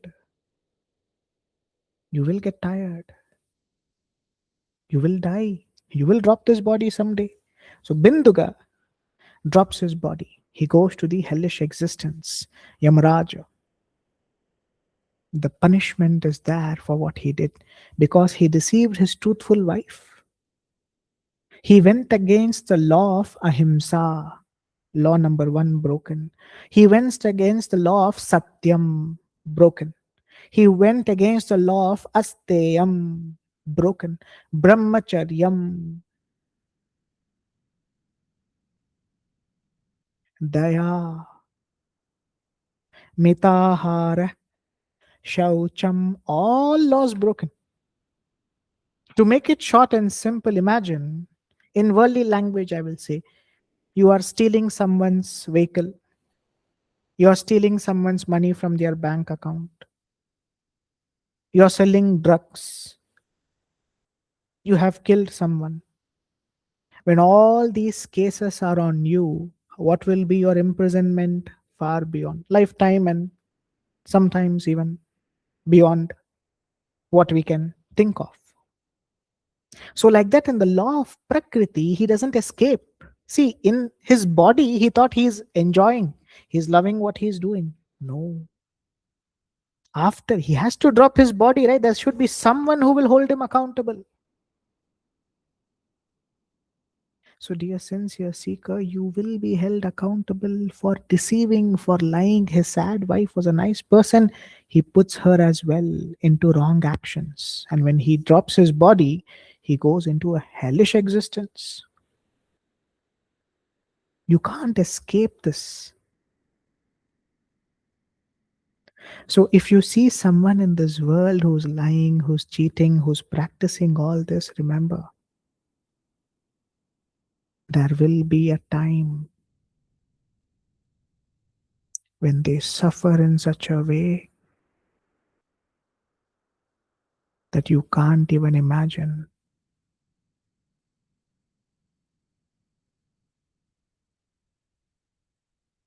That is why stay away from lustful thinking.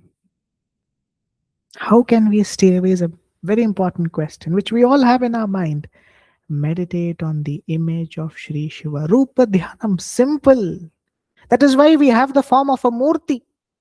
People say, hey, what murti? He is within me. But what is within you now? Lust, greed, hatred. How can you see him with so many ignorant things within you? That is why meditate on a form. The form has been created so the mind can be purified. Chanchula, having lost her husband, Binduga, is in deep distress. After he dies, he moves to the realm of Yamaraja. He's tortured in that realm. He then takes up the body of a ghost and is roaming around in the Vindhya mountain range. Imagine what pain. Now suffering. Suffering starts for Binduga. Our actions has a reaction. You may question who saw. The devatas of the eyes were the witness, the devatas of the ears were the witness, the devatas of the nose, smell, mouth, mind. They all see. The Atman is a witness. Deceiving someone for your own desire is not good. He deceived his own wife. But now Chanchula will also be burning karma because accepting someone's opinion of how to make money in a wrong way is also a dharma. See, when you get onto YouTube and you get into all these platforms, people say, we called, we got so much money saying this is our stock, buy it, and then we closed our company, we ran away. All these heroism, what they project themselves to be, I can't even express what will happen to them. It's very hard to even listen to it. So, in short, imagine your spine is broken and you're sleeping on bed. There is no operation for you. There's no hospital, no doctor, no modern medicine. What will happen? And you're alive. You can't die. Next 100 years, you sleep on that bed. You can't sleep. You can't turn. You can't stand. What is the pain? That is 1% of what will happen. So then you can imagine what happens to all these people who deceive. Don't take the advice of a person who is deceiving and don't deceive others. After the death of her husband, Binduga, Chanchula continued to stay in the house with her sons, with her children. But because of her past habits, she continued doing this, engaging in an affair with other men, till she no longer could retain her youthful charm. See, how long can your body support you for all these activities? At some point of time, it's over, right? There is a beginning and there's an end. You can't continue with these affairs for lifelong.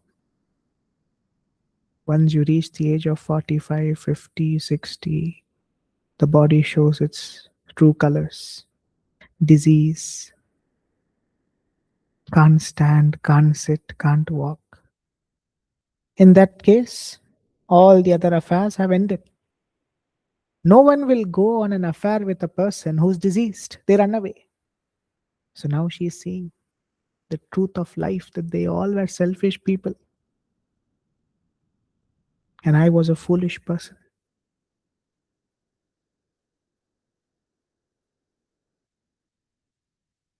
By great chance of fate, she somehow happened to visit to the temple of Gokarna, a Shiva temple. In Gokarna, she visits a Shiva temple with her friends. By chance, luck, see opportunity. Even in all sins, somehow we will find an opportunity. An opportunity is given to her to go to the temple of Sri Shiva. Chanchula, moving about here and there with her friends, happened to take bath in that holy pond. And in that temple, there was a scholar who was giving a discourse on the wisdom of the Sri Śiva Purāṇa. Not consciously, but unconsciously, she was hearing it. Usually, we have the speakers in the temple, or the satsanga will be loud. So, when she goes to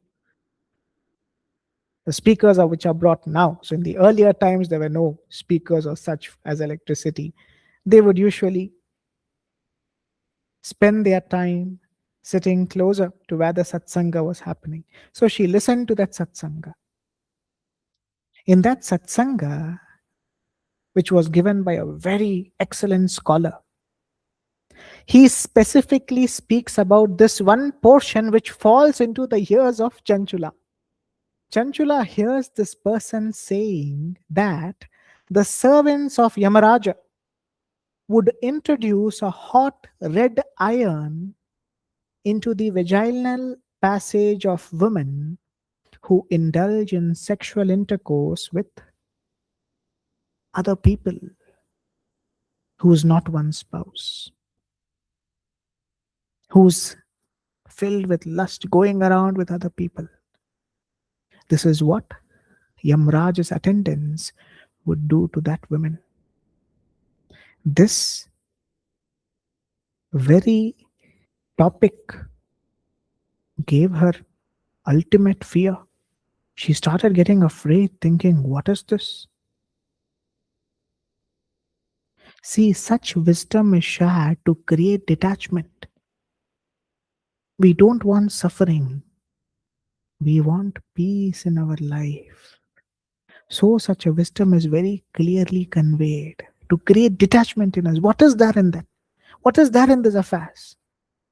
See, when her age is gone, everyone has gone. No one is now coming next to her. She's diseased, she's old. All the people who she went behind are now, move away. We don't want you anymore. You're of no more use. When this is the harsh reality of life, then why should we indulge in wrong actions, in wrong desires? And this very topic, right, it made her think. She became terrified. She approaches this person and says, "O noble sir, or Pandita, great scholar, please listen to what all I have done in my life. Without knowing what is dharma, I created many adharmic actions. With a mind filled with wrong desires, I committed great sins, blinded by lust. I spent my whole youth in lust and ignorant actions. Today, on hearing this glorious wisdom which you have shared, I have become terrified. I'm very afraid. I'm worried. Shame on me, the foolish sinner who was deluded by lust and clinging to worldly pleasures. Shame on me for being like this." See, knowledge is what can awaken us. This talk which she's giving is because of listening to this glorious Śiva Purāṇa. When you listen to divine wisdom, we will change irrespective of how sinful we were. There will be change in us. So, this is the awakening of wisdom in a person. Prayashchita, she's feeling bad. How did someone like me do this? Foolish sinner as I was, addicted to worldly pleasures. I have committed so much of sins. I do not know where my fate will take me next. My mind has turned towards evil ways. At the time of death, how shall I face the terrible messengers of Yamaraj? Remember what he said? That Yamaraj's attendants would send in that hot rod of iron into the private part, who indulge in cheating their spouses. And hearing this, she's been really scared. She's thinking, how? How can I face them when the time comes? How shall I endure in hell this existence which will be given to me? My body will be gone to pieces. How can I go through this torture? I'm deeply agitated by this. I can't even sleep in the night of what I've listened to you convey. My heart is torn to pieces. I'm a sinner of all kinds of sorts. I've done all kinds of sins which can't be explained in words. It was you who has now directed me in the right direction by making me understand that what all I did was wrong. What all I performed in the past was a sinful act. It was not right. My pain is millions of times more than words can express. Even if I go perform my prayers at the holy river of Ma Ganga for 100 years, or even if I perform hundreds and thousands of sacrifices, I do not think I will ever be saved for what I have done. What shall I do? Where shall I go? I feel like I'm falling into the ocean of hellish existence. Please, you, oh dear person, dear scholar, teach me this wisdom of the Sri Shiva Mahapurana. I take refuge in this wisdom which has created detachment in me. A person who was addicted to lust, who thought what I did was right, now this wisdom of Shiva Purana, this one line which you said, has created so much detachment in me. I wish to hear the whole Shiva Purana. Please teach it to me. Lift me up. Save me from this ignorance. I surrender to you. See, this is the beauty and power of satsanga, listening to divine wisdom. That is why, dear sincere seeker, close your eyes and listen to this. This wisdom is so powerful, it will give you many correct knowledge of how to face the situations where you're in currently, how to overcome these situations, how to live a life of proper moral values is what the Shiva Mahapurana teaches us. Satsanga. See, her whole life she suffered with wrong people around. By chance, an opportunity arose. She made the best use of this opportunity. She said, teach me the Shiva Mahapurana, I wish to learn it. Thus ends this divine chapter. Chapter 3, Chanchula's dissolution and detachment. Her detachment arises by listening to just but one line of the Sri Shiva Mahapurana. Now what we will do, we will meditate on a beautiful mantra of Sri Shiva. So we can also generate a detachment from within. The mantra is Om Shivaya Namaha. Before we move to the next chapter, let us recite this mantra for a few minutes. Om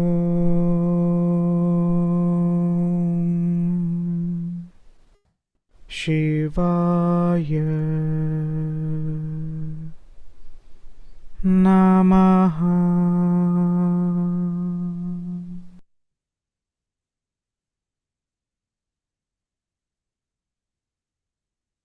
Om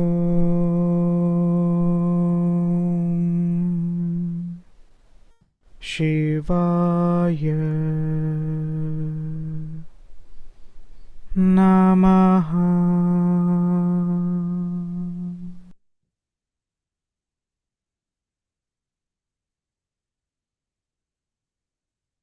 Om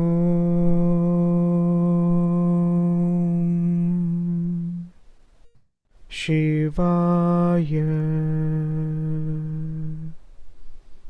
Namaha.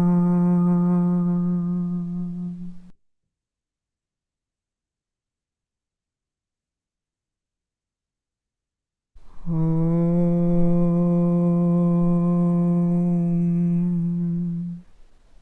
Shivaya Namaha.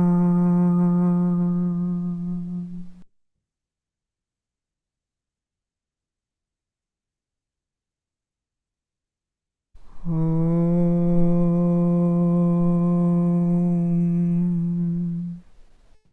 Shivaya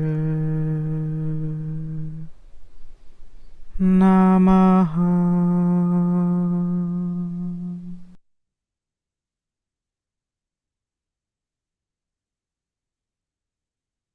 Om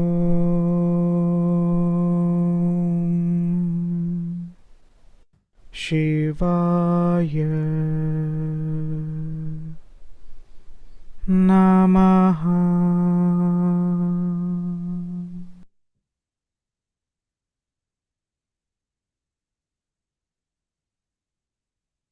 Om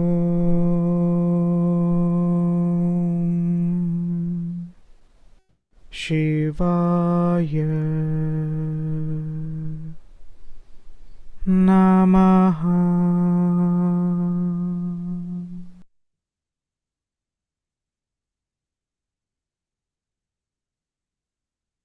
Om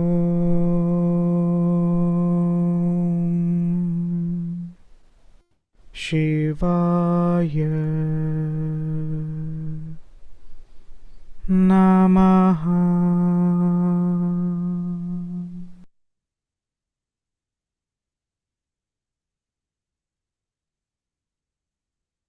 Om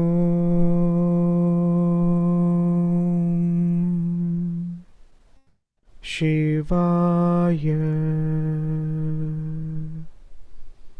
Namaha.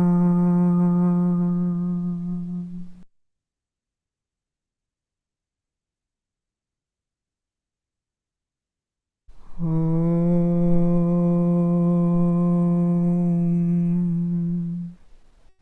Shivaya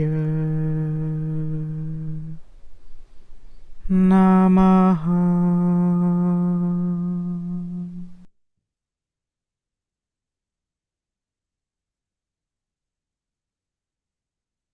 Om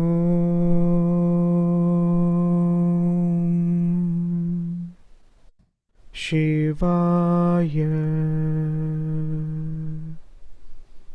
Namaha.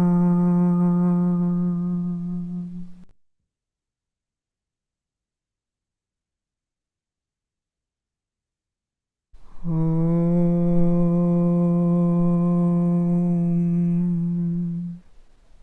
Shivaya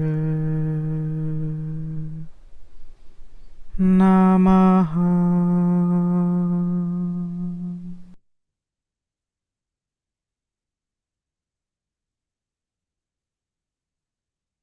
Om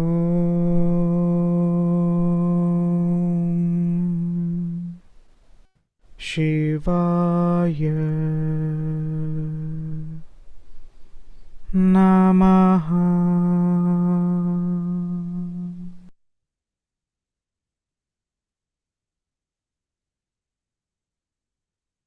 Om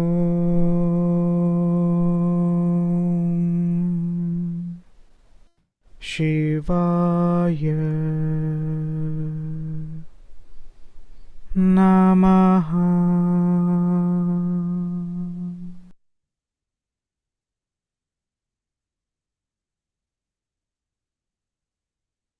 Om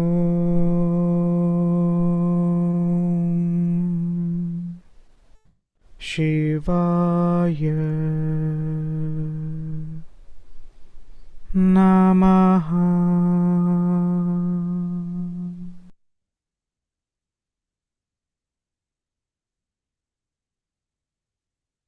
Om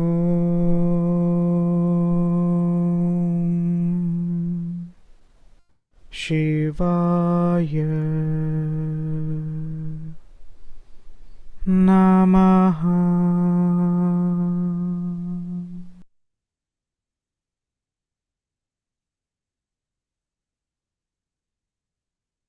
Om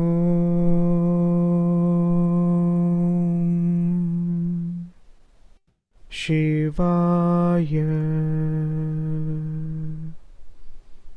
Namaha.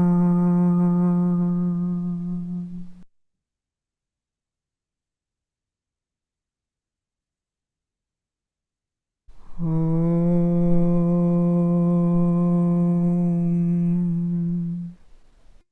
Shivaya Namaha.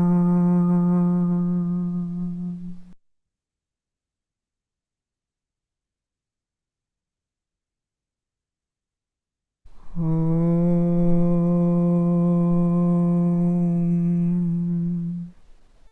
Shivaya Namaha.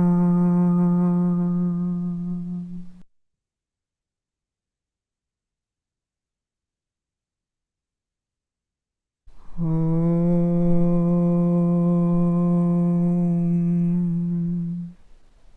Shivaya Namaha.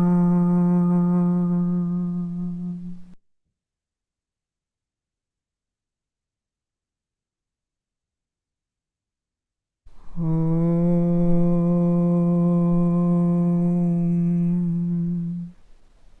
Shivaya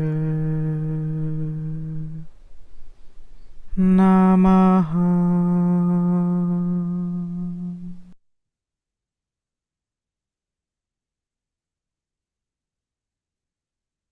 Om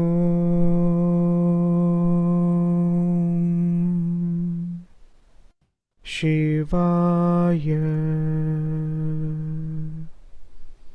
Namaha.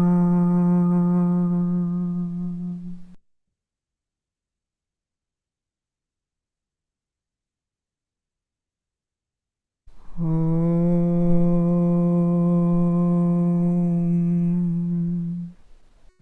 Shivaya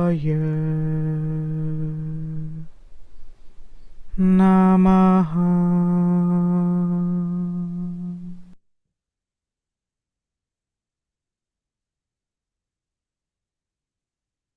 Om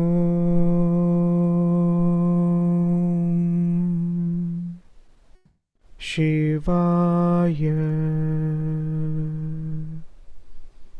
Namaha.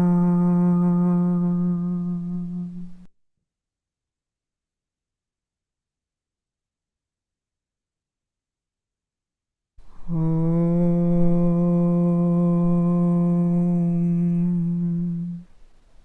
Shivaya Namaha.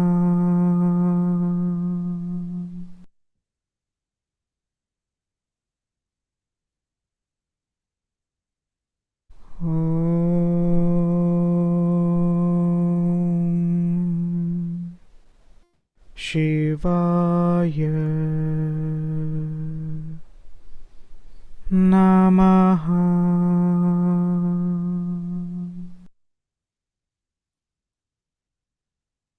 Next, we continue with the story.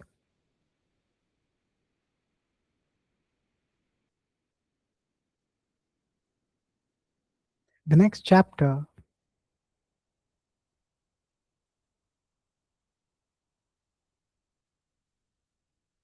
is titled as The Liberation of Chanchula. In the previous chapter,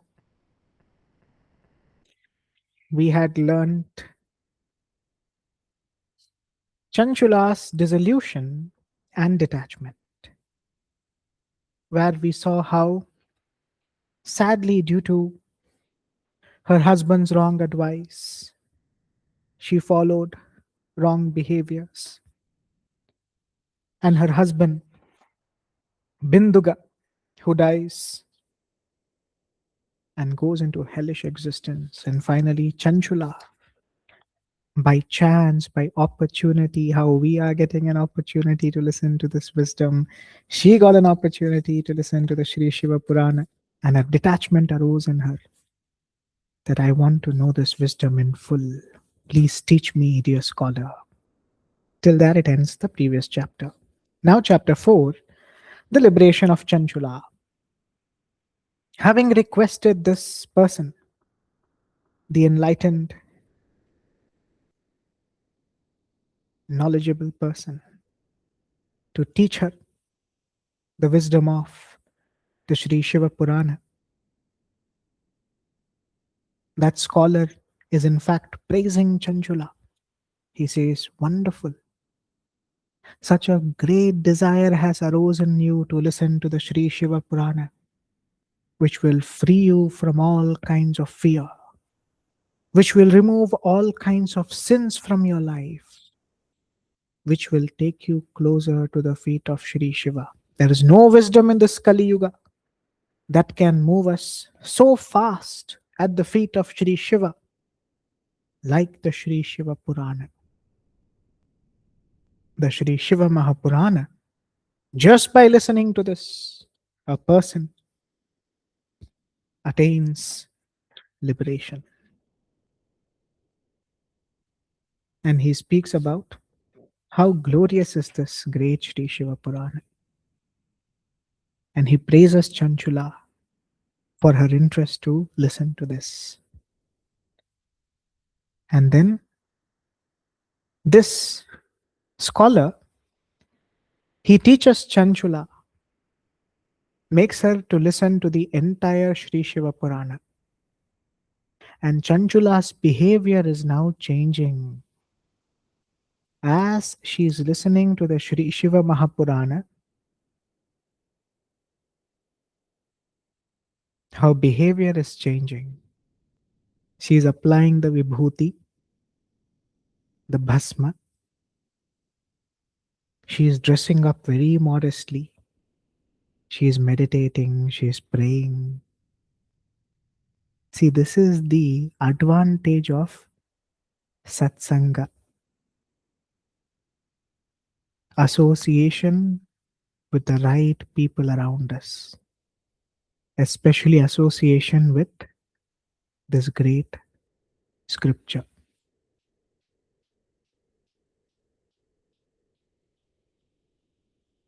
Divine wisdom will transform us.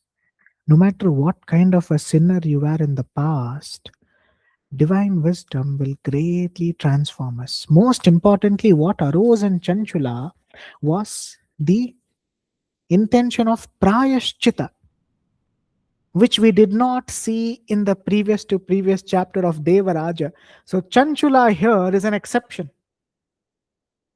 Remember the story of Devaraja, where I mentioned after he is in Shivaloka, he will have to come back because his karmic reactions are not yet over. He has to burn them. But with Chanchula, there is an exception. Why is there an exception? Remember this word, prayashchita. Prayashchita means repentance, feeling bad. Why did I even do this? How can I do this? I'm repenting for this sin. Let me eat just one meal a day. Or let me eat just 2 meals a day throughout the day. I will keep chanting the mantra Om Shivaya Namaha. Om Shivaya Namaha. Throughout the day, I will be seated on the floor for 12 hours. Om Shivaya Namaha. Or 24 hours, as long as I can. I will keep meditating on the mantra of Sri Shiva to burn that sin. Dear sincere seeker, trust me and trust this divine wisdom. You can burn your karmic reactions very fast if you do prayashchita. Otherwise, you will have to experience it to burn it. It's very difficult that time. So, whatever you have done, knowingly or unknowingly in this embodiment, or of any past embodiment, every day you do a prayashchita prayer. That is, with your eyes being closed, meditate for 1 hour. Om Shivaya Namaha. Before you begin, we first ask for forgiveness from Sri Shiva himself. Forgive me, Sri Shiva. I, a deluded person, because of wrong company, because of wrong people around, I suffered. I went into wrong actions. Now it's only you who can save me. When this repentance is there, true feeling that I have done something very bad, I should never do it in my life again. See, repentance, prayashchita is very powerful. Because when a person truly repents for what they did, they will never do it again. See, why do you think we have prisons here? Why do we think we have court, law, and everything? Why do you think there is a karmic reaction? Hellish existence. For us to repent, to feel that I've done something very bad, I should never do it again. Once you have repented, you have known that you've done something very bad, you will never in your life do it again. So, what Chanchula does is something we have to learn. Her liberation is different from the liberation of Devaraja because of one thing what she does, which is prayashchita. She burns her sins very fast, not just of that embodiment, of many past embodiments, by feeling guilty. I shouldn't have done this. I apologize to all those people who I deceived, from whom I took money by cheating them. I apologize for all of them, whom I have hurt. Today, my whole day, 24 hours, I will chant the mantra Om Shivaya Namaha. She did great penance, tapas.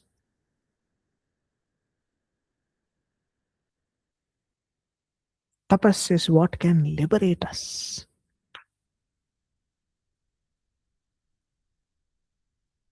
The biggest of the biggest sins what we had committed will be removed when we perform tapas with prayashchita. Prayashchita is where you truly feel bad.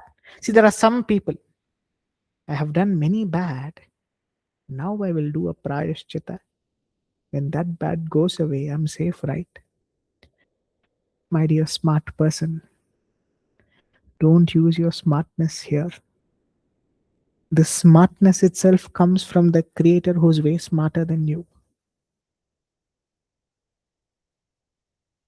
Don't play around with this. Prayashchita is where you truly from within the heart feel how ignorant I was. And I should never do it again in my life. That is prayashchita. You try being smart here.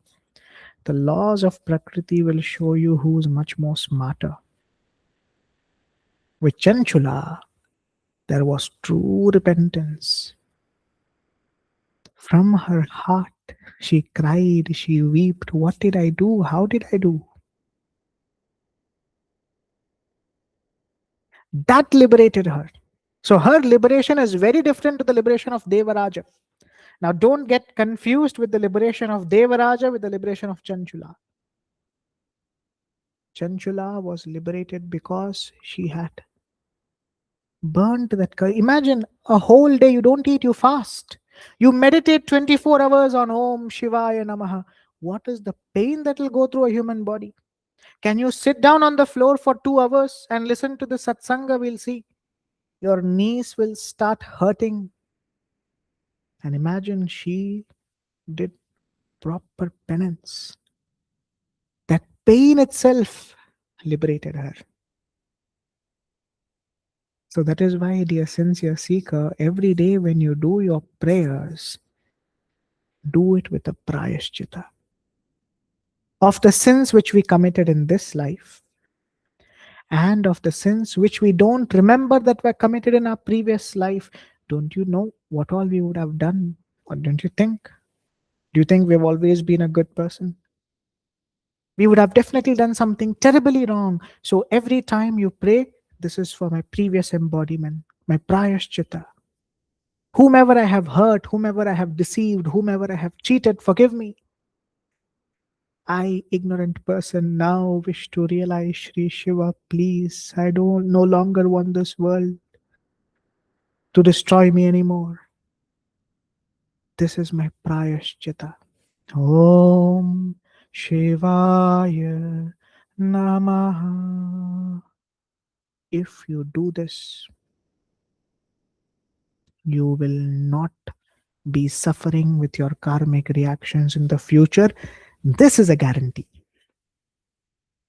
With Devaraja, there was no guarantee for his moksha. He will have to come back because there was no prayashchita in him. He just went. He got the opportunity. With Devaraja, we learn there was an opportunity. But here with Chanchula, we learn opportunity and her application of that opportunity in the right way. But Devaraj sadly did not have that time. He was in his last deathbed. He was sick. He was listening to the Śiva Purāṇa, and finally, slowly, his body is dropped. He did not have that energy. But Chanchula had the age. She had the energy to practice her tapasya and to do prayashchita. So, like that, dear sincere seeker, this is the time for our prayashchita.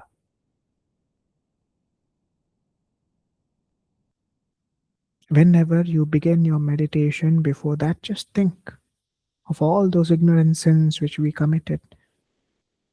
I wish to burn that sin, Sri Shiva. Guide me, help me. If you don't help me, who will help me? I'm alone, I'm lost here, I'm struggling here. Save me. And trust me, when it's truly coming from your heart, you'll be saved.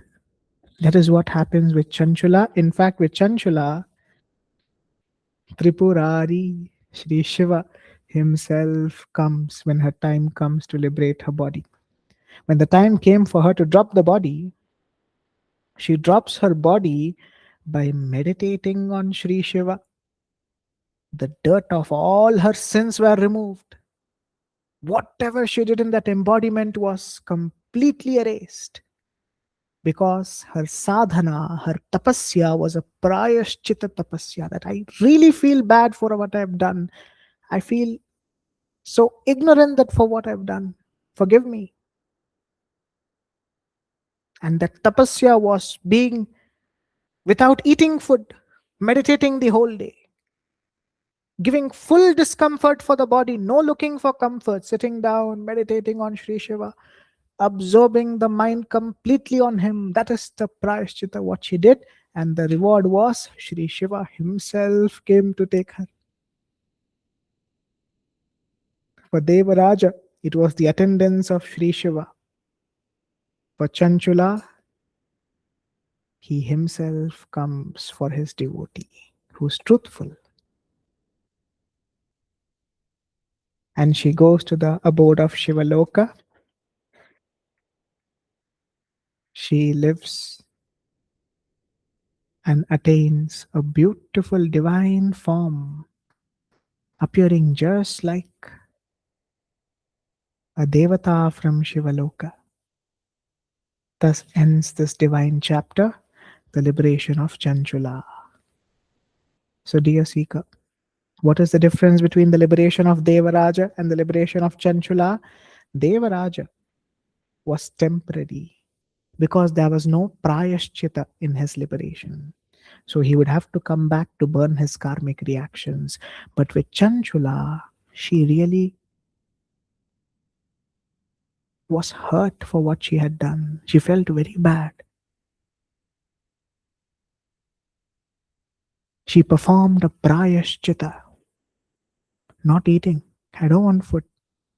It's all this energy which has given rise to all this lust, anger, and greed. Get this food away. I will meditate on Shri Shiva the whole day. Enough. I have lived only to cheat people. Now I am going to live only for Shri Shiva. When this level of intention comes in, the biggest of the biggest sins are removed, and she was liberated. Remember, from the heart, no smartness here. Thinking, okay, I will now do a prayashita again, tomorrow I'll do one sin. All these smart people, Prakriti is way smarter than we can imagine. True prayashchita is where we don't commit it again.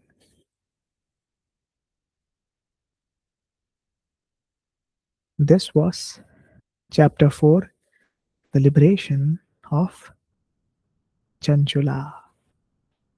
Next, we move to talks on Dharma.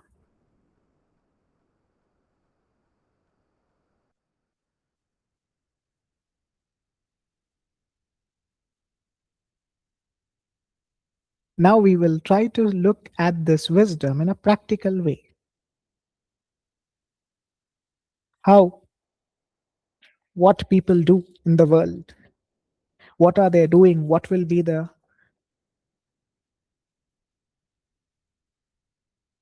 what would be the future for the actions which they committed.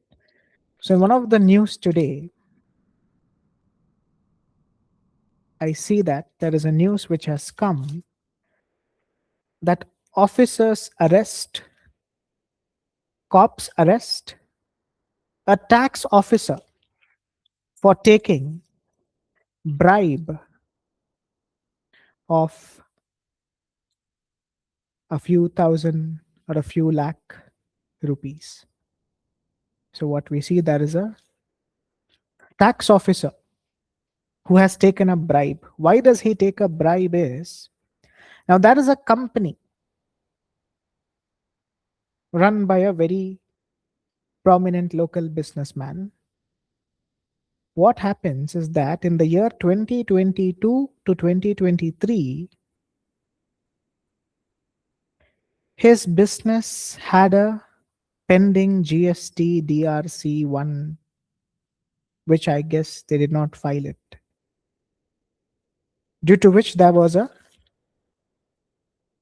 fine on that business put by this tax officer. Now, the owner of that business thinks, he requests the tax officer for a waiver. They speak whatever they could to reduce this, but the tax officer then says, you pay me this much money and I will remove that very pending problem, the pending case which is there on your company. So this person, this tax officer, is taking 1 lakh to 2 lakh rupees in bribe so that he can free the business from this GST DRC 1 tax, which the business did not file on the proper time in 2022 or 2023 year. The business person, what he does, He approaches local cops, and he also puts a recording on himself because he wants to catch this person and show them to the cops that he's taking bribe for relieving this problem which is there on me. And with that camera and with the money, this tax officer has been caught red-handed taking this money. Now he's been arrested. So what do you think, as per the law of Prakriti, would be the punishment for this person, for the sins which he has committed? Or what law has he broken in the first place? See, why do we in the first place ask for bribe? We ask for bribe when we do not follow the law of Satyam, Yama. The first rule is Satyam. After Ahimsa comes Satyam. When you can't be truthful to your own profession, then to whom will you be truthful to? Second, he also broke the law of Asteyam, exploitation of his power, cheating. He has also broken the law of Ahimsa, which is causing harm to others. See, taking bribe, if I'm taking so much money from you, I am harming you. Not physically, but emotionally, you're depressed, you're upset. What is this? Where is righteousness in this country? Everyone is a fraud here. How can I live here? You'll be depressed like this. You won't feel like living in a country which is filled with such people around. And he also breaks the law of Santosha. See, that is why when you go take up a job, you know what is your salary. You know what you will be paid. If you are unhappy with what you receive as an income,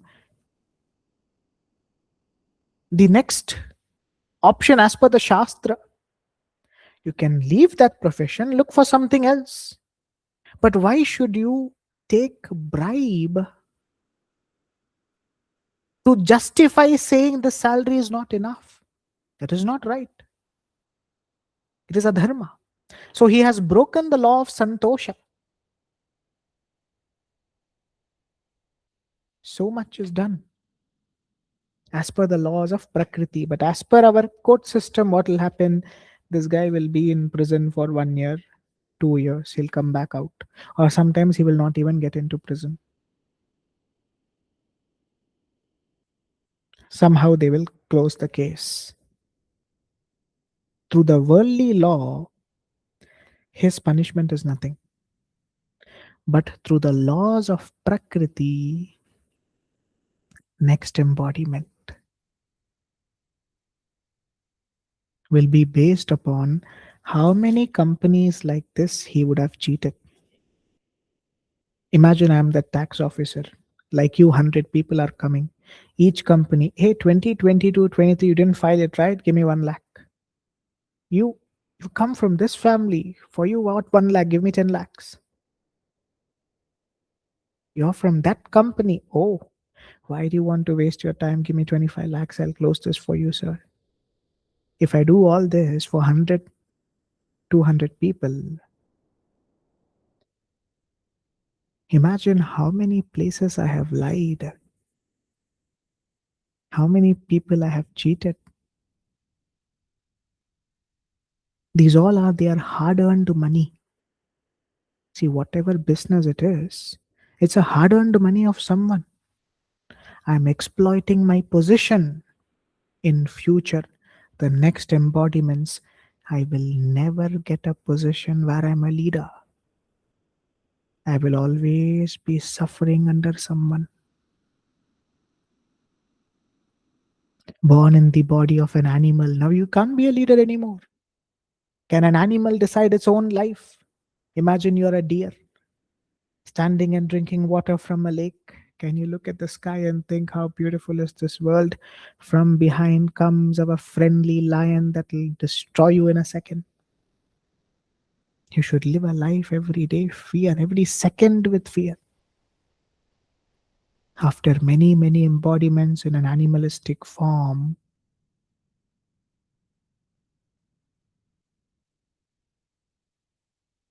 then comes to a human form. Even in a human form, that person will not have a proper life, no proper profession. Because profession, opportunity given, what you did, go ask for bribe. This is what you did.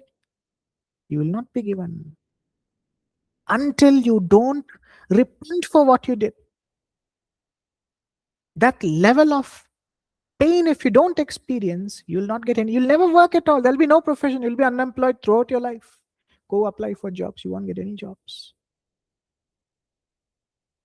Try starting a business. Nothing will work for you.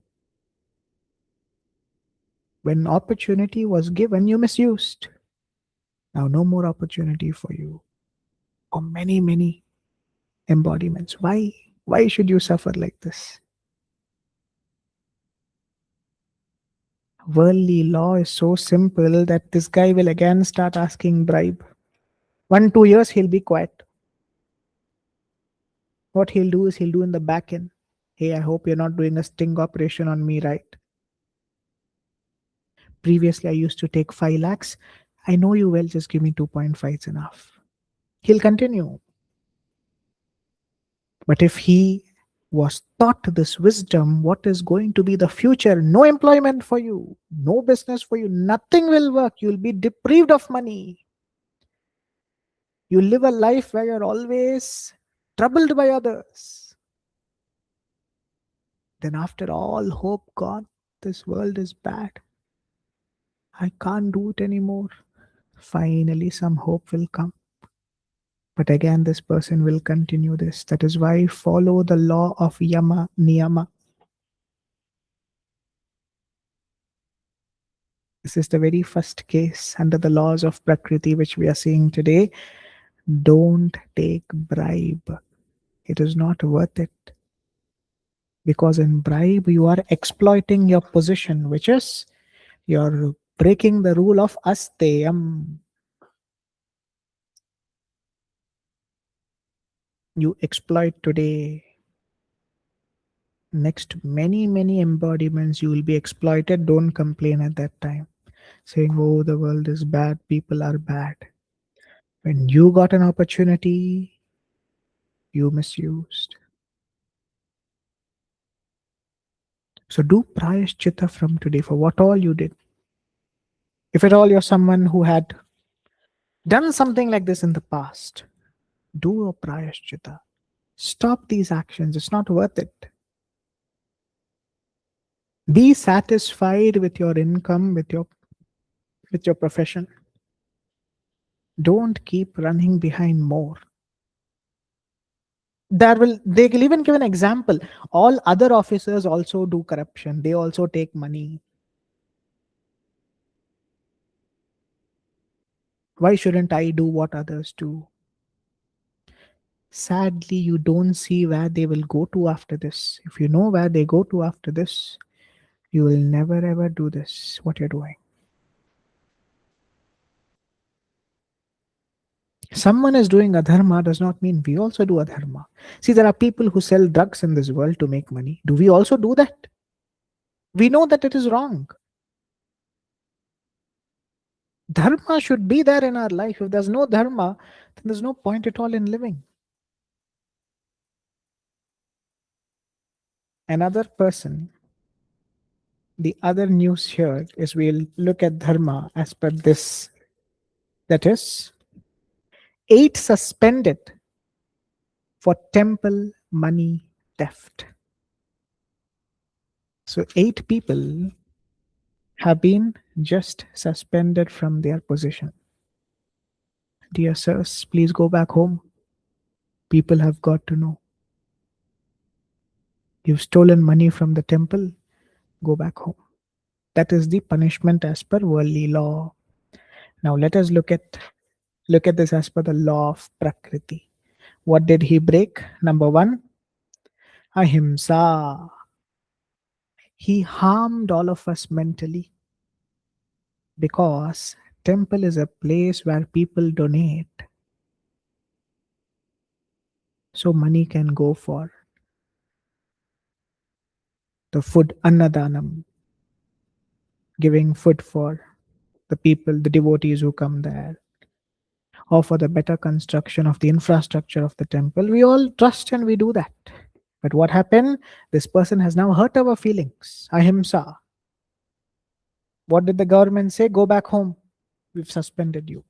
Number two, Satyam. These people have lied to others and would have taken donation. See, to construct this new building, which can house 100 people, we need at least some 25 crore rupees. If you can give at least 1 crore, it's enough.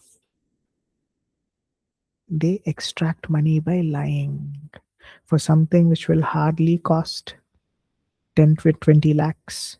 They will take 25 crores. And all that money, sir, please don't do an online transaction.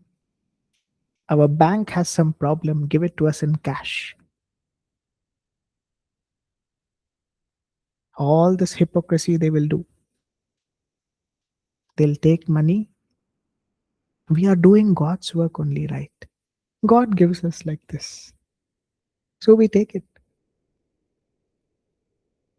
They give it to their family. They will exploit. They use it for their own work. The temple, the same temple, no building constructed, some small hut he would have constructed. Hardly worth even 1 lakh rupees. Taken 25 crores. Where's the money gone? Own pockets. Satyam, broken. Asteyam, theft. Third law, broken. Brahmacharyam, broken. Living with self-discipline is gone. Daya is also broken. No compassion towards the devotees. Arjavam, living a life. They have not lived a life with sincerity and honesty. Shaucham, broken. Santosha, broken. If you can't, before you got the profession working in a temple, you know what was your income. If you can't run your family with that income, taking money as bribe or stealing money is never a justification. Go find a better job, or live your life with the income you get. If you can't live your life with an income you get, then you're breaking the law of santosha. So all this, what happened to the 8 people? Suspended. They will somehow be in the back end of the temple's work. Their names won't be disclosed. If government changes, they'll come back again. They will continue their deceiving ways of living. Now, what is the laws of Prakriti? See, in this image, if you see the devatas of earth, water, fire, air, space, the mind, Yama, the intellect, Atman, day and night, these all are the witness of our actions. Even if a person gave you money, no one else saw. Even if that person does not know what you did with the money, they know, they saw what you did. Whom can you fool? Tomorrow, see an opportunity given. Imagine what great work that money could have gone towards. But opportunity misused. So what happens to me next? The laws of Prakriti will torture me. It won't leave me like this. See, if this person is left, these 8 people are left by the laws of Prakriti for what they did, like how the government suspended them. If Prakriti also suspends their sin, then why should we be in the path of Dharma? Why should we be speaking the truth, not cheating, not lying, not taking money? Then there's no difference between us and them. This is adharma. Prakriti itself is becoming adharma then. Then there's no point in studying this divine wisdom. Waste Śiva Purāṇa, Devi Purāṇa, no point at all. If this is going to be the end, then why should we waste our time studying all this? The answer is there is no partiality.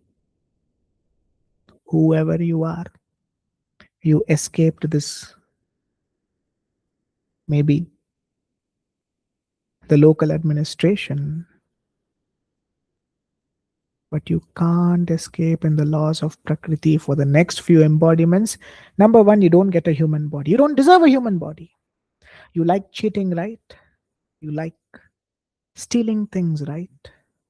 Which animal steals? Born as a monkey. That's what you deserve. Born as a wolf, as a hyena. Have you seen a hyena? Whenever lions have caught something, right, and they're resting, it steals the food and runs away. Go. That's what you deserve. Be a hyena. Or a leopard. Leopard is also very famous for doing it. If some animal it steals from a hyena. Can you imagine? Hyena itself is a stealer of whatever the lion or some other animals have taken. A leopard is even more cunning. It'll steal from the hyena, it runs away, top of the tree. A hyena is very slow. It is scared to climb. It has a very huge body. So like this, they take up a body of an animal. They struggle for many, many embodiments, many kalpa. This is all terrific sin, committing in the name of Bhagavan in temples. It is better you go take up some other profession and lie there, but don't do it in the name of Bhagavan, because there are many people's faith which have been attached to that temple. They'll be hurt. All those karma. Imagine how many people he has cheated. Imagine I'm that person. And there are like hundreds and thousands of people from whom I took money. Hey, I'm constructing a new pond near the temple. Can you just give me some 10 crores? Are, this is a very good Guruji. We'll give him. Thank you. I know I've made a good name for myself. I'm proud about it. If I misuse like this, 10 crores, 20 crores, 30 crores. And that person gets to me who we believed has turned out to be a fraud. Imagine what pain they would go through. Because I removed the faith of Bhagavan from their mind. They will think a person who teaches the wisdom of Ishvara himself is an adharmi. Imagine how Ishvara would be. A sin committed in this path is very dangerous. It's not worth it. You will never get a human form for many kalpas. Just like selling ganja. Like the previous case which we saw in the last session, how a ganja seller, far more dangerous is this profession. Because here you are playing with the faith of people who are trying to walk in the path of dharma, but you yourself who teach dharma is an adharmi. Like this. In that family, there could have been 5-10 people who would have been affected because of my action. Like this, there are some 100-200 people. For a temple, not 100-200 comes. Thousands and lakhs of people come. Hey, I'm trying to construct, put down the tiles and this and that. Just give me some money.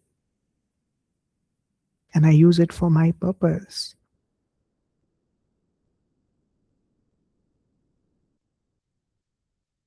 I should be prepared to become a hyena who steals the food from a lion. Or I should be prepared to become a leopard who steals from a hyena and runs away on a tree and suffer without a human embodiment. There's no liberation. Some other animal will attack me. They will gang up against me. I'll go to the abode of Yamraja. The very hands from which I took that money will be burnt in fire.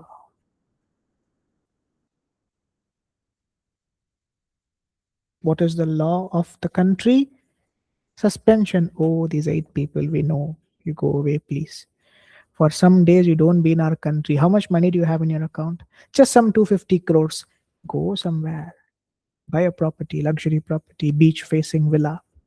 Stay there for a few years and come back. By the time people would have forgotten, come back as a nice person, bowing down to them, they'll accept you. They'll do these plans. Even then, he doesn't come back, doesn't matter. That's the law of a country. But the law of Prakriti, the hands are chopped in the Yamraj's attendance. They are burnt. They won't leave us. Become a leopard, become a hyena, go steal some other animal's food. You like stealing, right? Go for this. And by the time we come to a human body, it is really not worth it. That money itself was not worth this pain. If the money can justify this pain, it's agreed, but the pain is too much. It doesn't justify even doing this. So that is why, dear sincere seeker, live your life as per dharma. It is easy to lie and cheat. See, making money is not a big deal. But making it through right means is what is important. It is easy to lie and cheat. 8 suspended for temple money theft. Suspension is nothing. What is going to come, if they get to know, they won't be able to sleep in the nights. That is how brutal is the law of karma. Honest it is. So joining our palms, thanking Shri Krishna, Shri Shiva, Ma Devi for this wisdom they gave us today. Let this always be in our mind. Om Tat Sat. And we also pray to them. Pray to all of them that Shri Hari gives them wisdom and opportunity given to be serving a temple. Misuse. Now, it's very difficult to get another opportunity. It will come, but after many kalpa. By then, we should definitely not be here. This very embodiment should be the final in completing our journey. But we definitely pray that all these sinners, the tax officer, and those 8 suspended temple workers somehow get an opportunity to realize what is dharma, and they can stay away from adharma. That's the maximum what we can do. But will they change? Prakriti will make them change. After few kalpa, when life starts to knock them, disease, no money, no help, no support, all whom they believed on betrayed them, nowhere to go, can't get up from my bed, my head is paining, back is paining. When so much pain comes, then they'll finally come at the feet of Shri Krishna. Prakriti will bring all of us. So it is better we learn now itself and surrender at the feet of Ishvara before it's too late. Om Tat Sat.